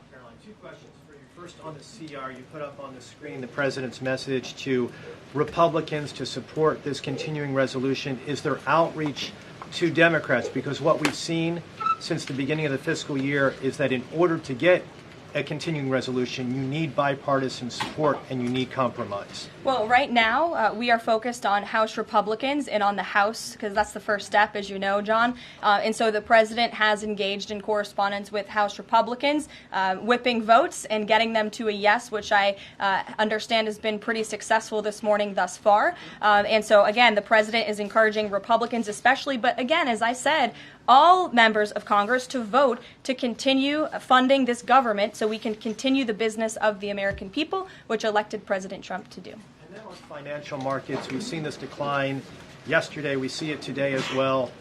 It seems that the read on the president's policies is one in which they do not have confidence in his trade tariffs policy. They do not have confidence in what the president said to Fox News over the weekend, that he didn't rule out the idea of a recession. What is your read in terms of the decline that we've seen over the last week and a half in financial markets? Well, I think there's actually a lot of reason to be confident, and many people do feel confident. Just look at the nearly $2 trillion in private investment that this president has secured. Look at the comments made by the CEO of Apple, one of the biggest companies in this world, who said that he is bullish on the future of American innovation under the leadership of President Trump. Look at CEO confidence. According to the Conference Board measure of CEO confidence, in Q1 2025, under the leadership of this president, it jumped to its highest level in 3 years, from cautious optimism to confident optimism. If you, again, look at the $2 trillion in investments from some of the biggest companies in the world. Look at the jobs report last Friday, as I also cited in my opening remarks.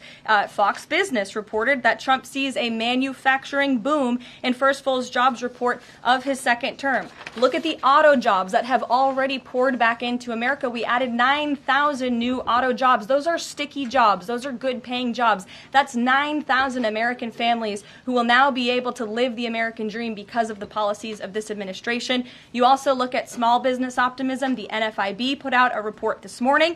Small business optimism continues to be far higher than it ever was under the previous administration. There's a lot of reason to be optimistic. And again, the American people, CEOs and people on Wall Street and on Main Street should bet on this president. He is a deal maker, he is a businessman, and he's doing what's right for our country. He wants to restore wealth to the United States of America. Michael, good to see you. Hey, Caroline, thank you. Two questions, if I may.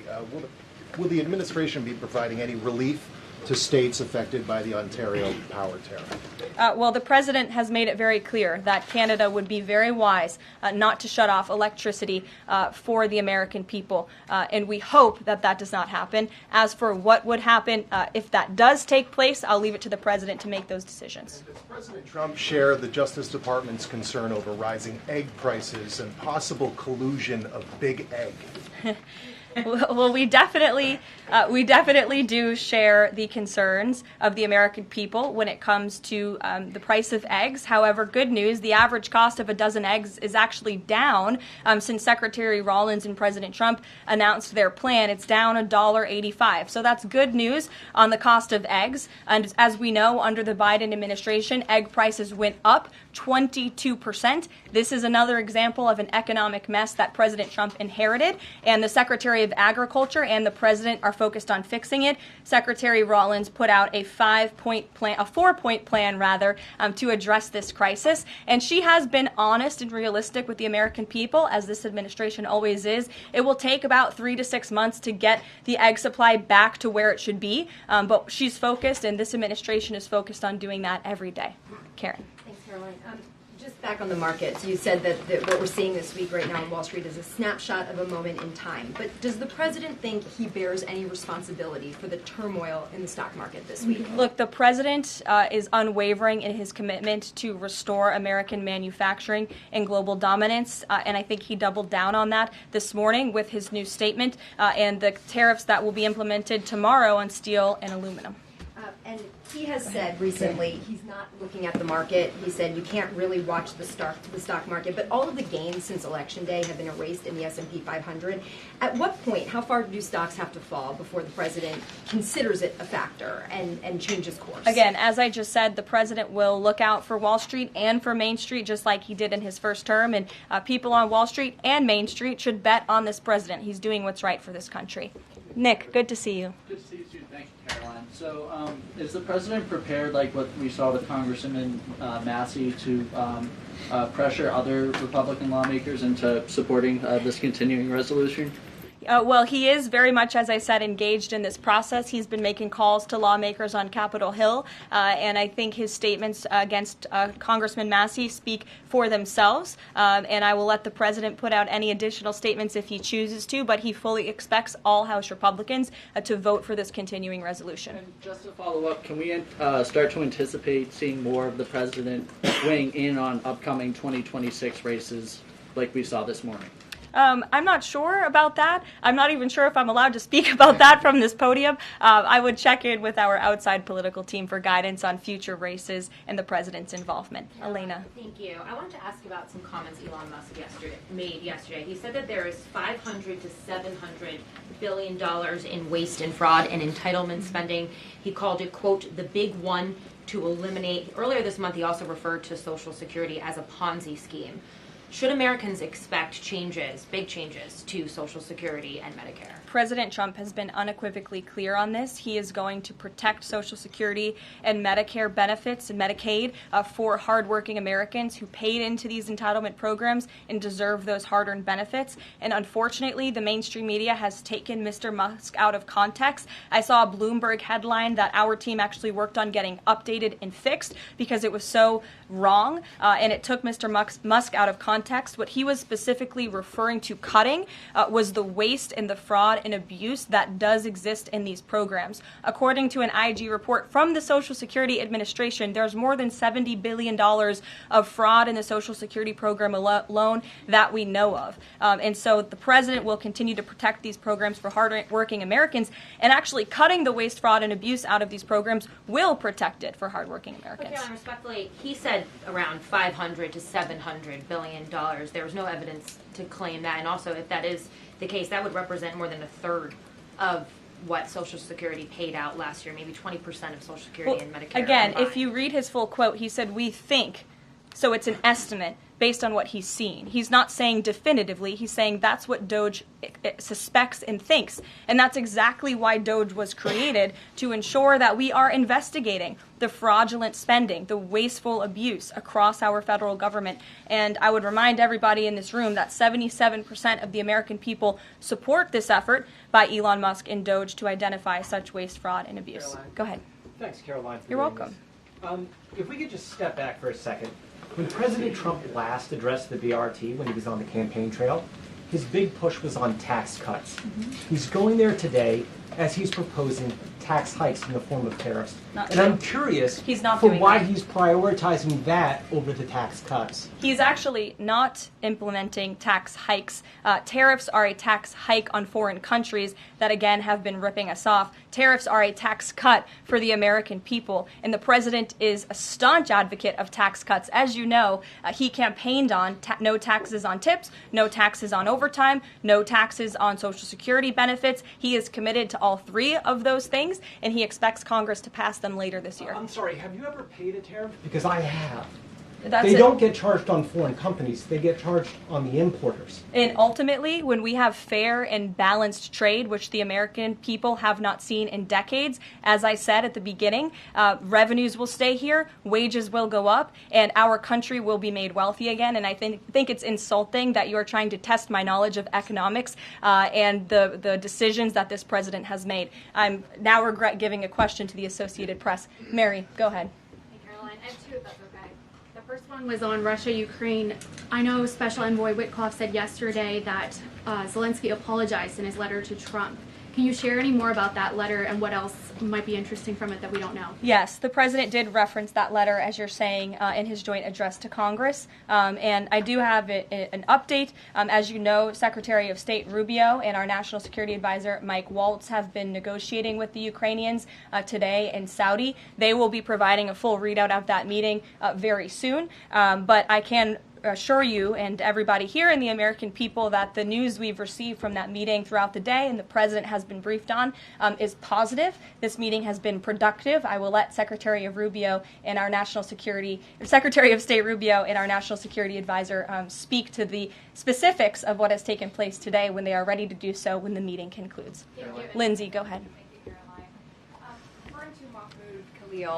The president has said this is the first of many arrests like this. Does the administration have a rough estimate of how many arrests you're planning to make similar? I don't have an estimate. I do know that DHS, based on very good intel that they have gathered at the direction of the president's executive order, which made it very clear to the Department of Homeland Security that engaging, as I said, in anti-American, anti-Semitic, pro-Hamas protests will not be tolerated. So since the president signed that executive order and since Secretary of Known has taken the oath at DHS, they have been using intelligence to identify individuals on our nation's colleges and universities, on our college campuses, who have engaged in such behavior and activity, and especially illegal activity. And so I don't have a readout on how many arrests will come, but I do know that DHS is actively working on it. And I also know that Columbia University has been given the names of other individuals who have engaged in pro-Hamas activity, and they are refusing to help DHS identify those individuals on campus. And as the president said very strongly in his statement yesterday, he is not going to tolerate that, and we expect all America's colleges and universities to comply with this administration's policy. Jasmine.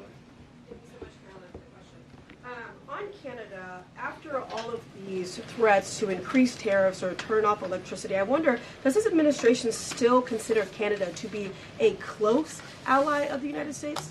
Well, I think Canada is a neighbor. They are a partner.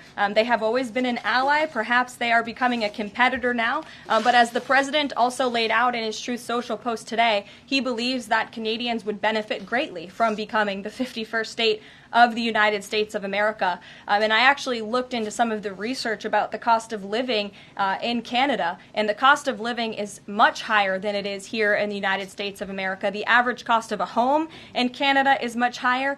In Quebec, the highest tax rate for an income of $150,000 or more is 53.3%, more than half of Canadians' incomes they are being taxed on. So the president has made it clear that he believes Canadians would be better served economically militarily if they were to become the 51st state of the United States of America. Reagan. Thank you, Caroline. A week ago, Attorney General Bondi said a truckload of Epstein files had been delivered to her office from the SDNY. When can we expect those files to be released to the public? I would defer you to the Department of Justice. I don't have a timeline here. Do you have any update on the JFK files? I don't at this moment. Again, I would defer you to our DNI director, Tulsi Gabbard, and also the Department of Justice. I know that they are working on that diligently, as the president requested them to do. Christian. Thanks, Caroline. Two questions. Since we've been talking a lot about tariffs, have there been any updates on standing up the External Revenue Service to collect revenue from there? Well, we need reciprocal tariffs to go into effect first, and as you know, the president will be rolling those out on April 2nd, and then the next start of that process is collecting that revenue to ultimately create the External Revenue Service, which Secretary Lutnick is working very hard on and is quite enthusiastic about, if you have noticed from his media interviews. Can the president do that through executive action, or will it require legislation? Well, the president already signed an executive order to direct the Secretary of Commerce to establish the External Revenue Service, or at least to identify ways in which it can be done. I would defer you to the Department of Commerce for more on specifics on that. Sure, in the back. Thank you very much, Caroline. I have a few questions on South Korea and North Korea. First question, as you know, South Korean President Yoon has been released from illegal detention. What is the reaction of the United States as an ally? Is there a possibility of a summit with President Trump when President Yoon returns? Second question on North Korea. North Korea launched the several ballistic missiles into the West Coast yesterday. What is the White House's reaction on this? Sure.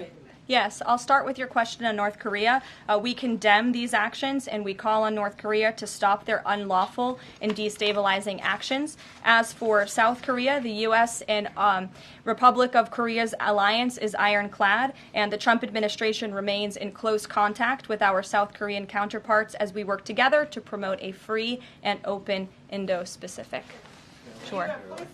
You didn't answer that release of South Korean president from jail. I don't have anything on that, but I can certainly check in with the National Security Council and get back to you. Sure, good to see you.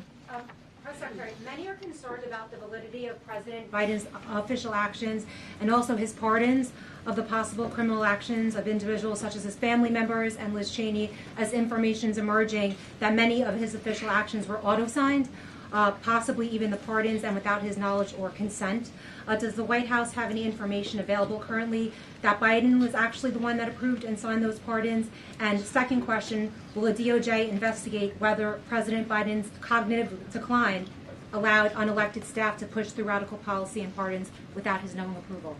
I don't know the answer to that question, but I can check in with our folks here who may know the answer to that question and get back to you. Dasha, go ahead. You did a great job articulating the vision that President Trump has for what he believes his tariffs can do in terms of bringing jobs back to the United States. I asked you last week about how much Americans might need to buckle up for some short-term pain, a conversation that with the President and Treasury Secretary Scott Bessent have had with the people. I'm wondering,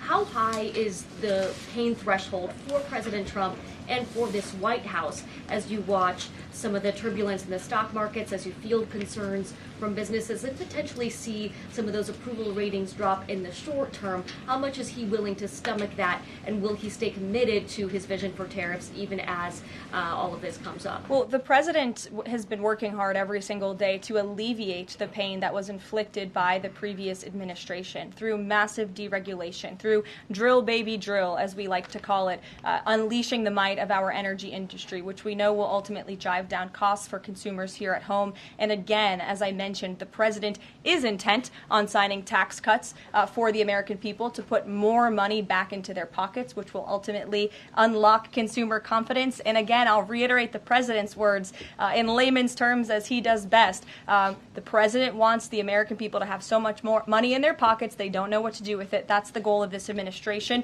through tariffs, through tax cuts, through deregulation, and through unleashing the potential of our energy industry. I have two more quick notes before I wrap up. April 28th, I can confirm that the Philadelphia Eagles will be here at the White House to celebrate their Super Bowl victory. I know there was a lot of fake news about an invitation that wasn't sent or was sent. We want to correct the record. We sent an invitation. They enthusiastically accepted, and you will see them here on April 28th. And lastly, on a sad note, I would like to express our condolences to Fox News and to the entire Fox family who did lose a cameraman, Craig Savage, who passed away at 61 years old recently. A very tragic death, an individual who was a great man and covered this building for many, many years. So the entire press office, the communications office here wants to express our condolences with his family and also with Fox News. And I'll see you guys later. Perhaps you'll see the president in a Tesla later this afternoon. Have a good one.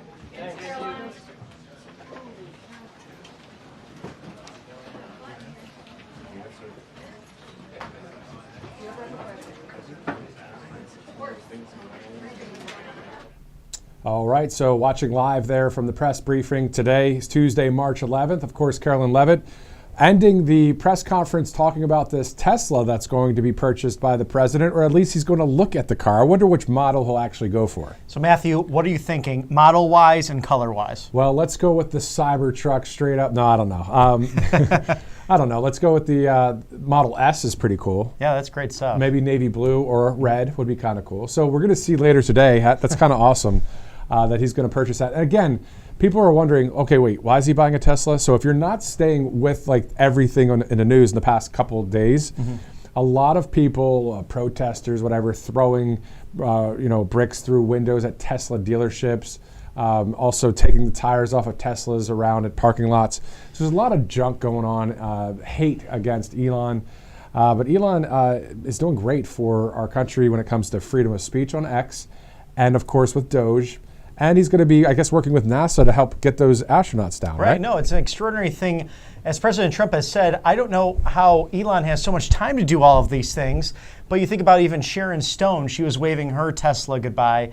And it's up to you with your own private property, but to attack someone else's private property, and being a veteran of many campaigns myself, having run a couple of times, worked on other campaigns, state, local, municipal, all the way to federal, I would never imagine taking someone's private property nor desecrating it, because I believe deeply in private property rights, as do you, Matthew, as does this network here. And I think it just shows you the difference. That's when we talk about we the people versus the globalist agenda. So many on the left don't believe in personal property rights, and that's the cornerstone of our nation. Exactly. So it's that woke mob, the liberal leftists that are out there with the protest and throwing bricks through windows or destroying property, that kind of thing. Again, and some of these people might be actually good-hearted people. They just had that brainwashing situation that they're just fighting with. And anyway, the point is, though, how awesome is this going to be? A Tesla's going to pull up to those grounds there at the White House. What color will it be? What model will it be? Will it be the Y model, the Model 3, the Cybertruck? Who knows? The Model S. There's Y. There's so many, but it'll be cool to see which one President Trump actually checks out there. Again, in support, showing support for Tesla and Elon because of all this stuff that's going on out there. And we don't want to overblow the moment here. It's not like they're everywhere it's happening, but there's certain cities like Chicago the other day, you saw that. Oh, absolutely. No, it's very sad to see, and regardless of different political differences, there's no reason to attack, again, people's private industry, their private business, because a lot of people, think about the people working at the dealerships who love that job, need that job. Is it their fault because Elon Musk happens to want to save our country money? And think about that. Again, this is what I like to recommend to my friends on the left side of the aisle.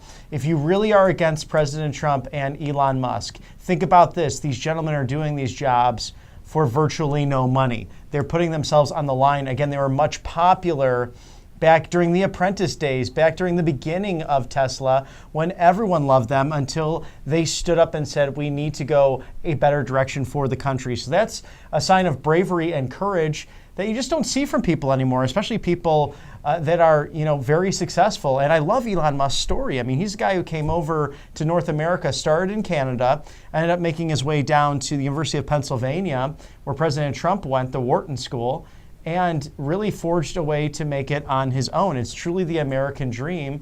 And why should we disparage that? I think they're great examples of working hard and making a difference and also choosing to serve the American people. Exactly. Also, the Philadelphia Eagles confirming that they will be at the White House on April 28th. If you remember, there's some fake news out there on social media sites saying the Eagles weren't going to show up to the White House. Well, they'll be there, the Super Bowl champions, on April 28th. Kind of cool to cover that, too. So, oh, yes. All right, so let's thank a few sponsors as it's about the top of the hour here at 2 o'clock Eastern. Let's go to Colonial Metals Group. You can get a free info kit on gold and silver by just going to freegoldguide.com/RSBN. So it's freegoldguide.com/RSBN. Let's go to our next sponsor too, PatriotAddictDeals.com. I'm going to stop talking. Bobby, take it away. Well, this is so exciting because it is back. The Trump Force One airplane. I have one myself. It looks lovely in any room in your house or your MAGA office, perhaps the MAGA man cave when you're watching some football. And again, we're excited to see the Eagles celebrating with President Trump on April 28th. We'll be sure to cover all that, but PatriotAddictDeals.com. I said it before, once they go, they only made 200 of these last time. And you know it's been months since this happened. I bought this last year. So claim your 20% off code RSBN20, that's RSBN20, for the limited edition Trump Force One airplane. It's a lovely decor for any room in your home. Trust me on this. I might just get another one. So no, hold on. No, you can't. I got to get one now. Well, okay, all right, then get one. Well, here's the thing, though. I just found out that there are only 100 planes that are on sale. This is the script here. They're telling us that they're only able to bring in about 100 planes in this run, and that will run out quick. So while the planes are still there, again, the Trump Force One airplane, go to PatriotAddictDeals.com. All right, let's go to another great sponsor as well, Byrna.com/RSBN. Byrna.com/RSBN. Okay, so this is the less lethal launcher. So if you go to Byrna.com/RSBN, you get more information on this. It's no background checks on this. It's not classified as a firearm. And about 5% of law enforcement actually use this, if you want to call it a weapon, I guess, but it's a less lethal launcher, where it has that 2 kinetic rounds off the top there, 2 plastic kind of balls there, and then 2 or 3 chemical rounds as well that have tear gas that comes out. So Byrna.com/RSBN. Yes, they can incapacitate the attacker for up to 30 minutes, and then you have that peace of mind of not taking a life as well. But also with rogue DAs out there in the country, you can get prosecuted in certain jurisdictions for simply defending your bodily autonomy, your family, friends, or even your property. So this is a great way to make sure that that does not happen. And Byrna Pro 2A as well. So it's not as if we want to say no to all firearms. These are great firearm 2A protectors and supporters. Byrna.com/RSBN, a great way to avoid background checks and defend yourself in all 50 states. There you go. So it's 2:02 Eastern. Let's go to MyPillow.com/RSBN. Obviously, a lot of great products there. So really, there's not much more to say. I mean, we could show you the coffee. I mean, here's the coffee. This is not the one from yesterday, by the way. Brand new? We have a brand new one now. Okay. All right, so the other one is over there. It's about this much left. But anyway, the point is, so many great products. We enjoy it here at the studio, My Coffee. And you know, it's to have a really great day, you need a good night's rest. And then to start your day with great products like a My Coffee. But what about the My Pillow, the original? Or the mega sale happening with the My Cross 30% off, 6-pack towel sets going for $29.98, and those comfortable flannel sheets, 2,000 items for up to 80% off. 800-836-7566. Thank you to Mike Lindell, a great champion of the First Amendment, election integrity, and someone who really has shared his heart with the American people and everything he's been through to overcome addiction, put his faith in Jesus Christ, and inspire those to get involved in a movement that's about serving the American people. Exactly. 2:03 Eastern. 2 more things today. Later today that are happening. So at 5 o'clock, President Trump sits down with a business roundtable. Mm-hmm. I believe he's actually sharing remarks at this too. So that most likely will be coverage that we have here live. Robert McNeely, of course, in studio for that. And then also, Robert, the Tesla situation. I hope we get live video or a feedback or a feed of it and play it back to you. Of President Trump sitting in a Tesla and saying, "Oh, I like this one," you know? Yeah, I remember in the first term when the truck drivers came to visit President Trump, he got up there and he was honking the horn and then he was just driving it and just enjoying it. Or, you know, one time the sports memorabilia, he took the bat and there's that great photo. Yeah. And then former Vice President Mike Pence is smiling. back when he was America First. That changed, but that's okay. We have a better vice president now in J.D. Vance. But for all of your America First updates and exclusive offers, please stay in touch with us at rsbnetwork.com/newsletter, because we also have great writers in addition to our broadcasting. So you want to read those articles, see the America First news, and really find out what's going on. And Karoline Leavitt today, again, the White House press secretary, batting 1,000 against fake news outlets, but some really great, concrete questions about, the future of the economy right now, the fear of a recession. A lot of that's been placated by the far left, but as we know, we've seen this in history, especially with Reagan after Carter, where, it was a little bit difficult to get off the ground once again, but when you stay the course and all of those principles and those agenda items go into place, wow, it unleashes the American engine. And that's happening as we speak in roughly 50 days. Such a different country, such a stronger country than what was left for President Trump. And what a mess that he was left by Joe Biden. That 100% is the truth right there. So we're seeing great accomplishments by the commander-in-chief right now. So later today, we'll hopefully have some more live coverage for you right here on Right Side Broadcasting Network. If you'd like to donate to Right Side, all you have to do is text RSBN to 801-801. So just text RSBN to 801-801. For all of us here at Right Side Broadcasting Network, I'm Matthew Alvarez, and for Robert McNeely, we'll see you later.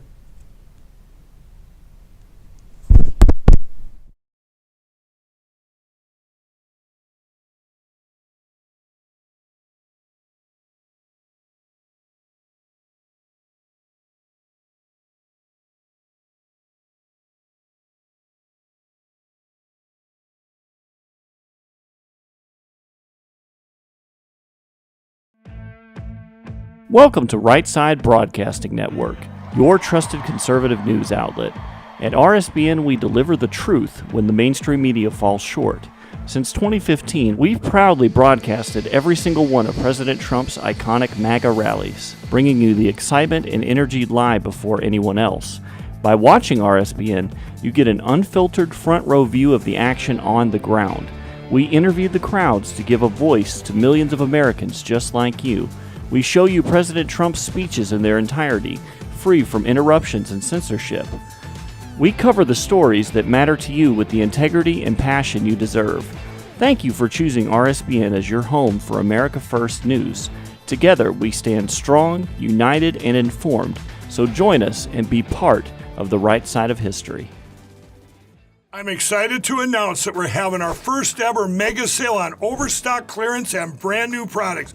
For example, save over 50% on this season's flannel sheets. Queen size only $59.98. Kings only $69.98. They sell out fast every year, so order now. Save 20% on our brand new My Crosses. They're designed in the likeness of the one I've worn every day for over 20 years. They come in men's and women's, and they're made right here in the USA.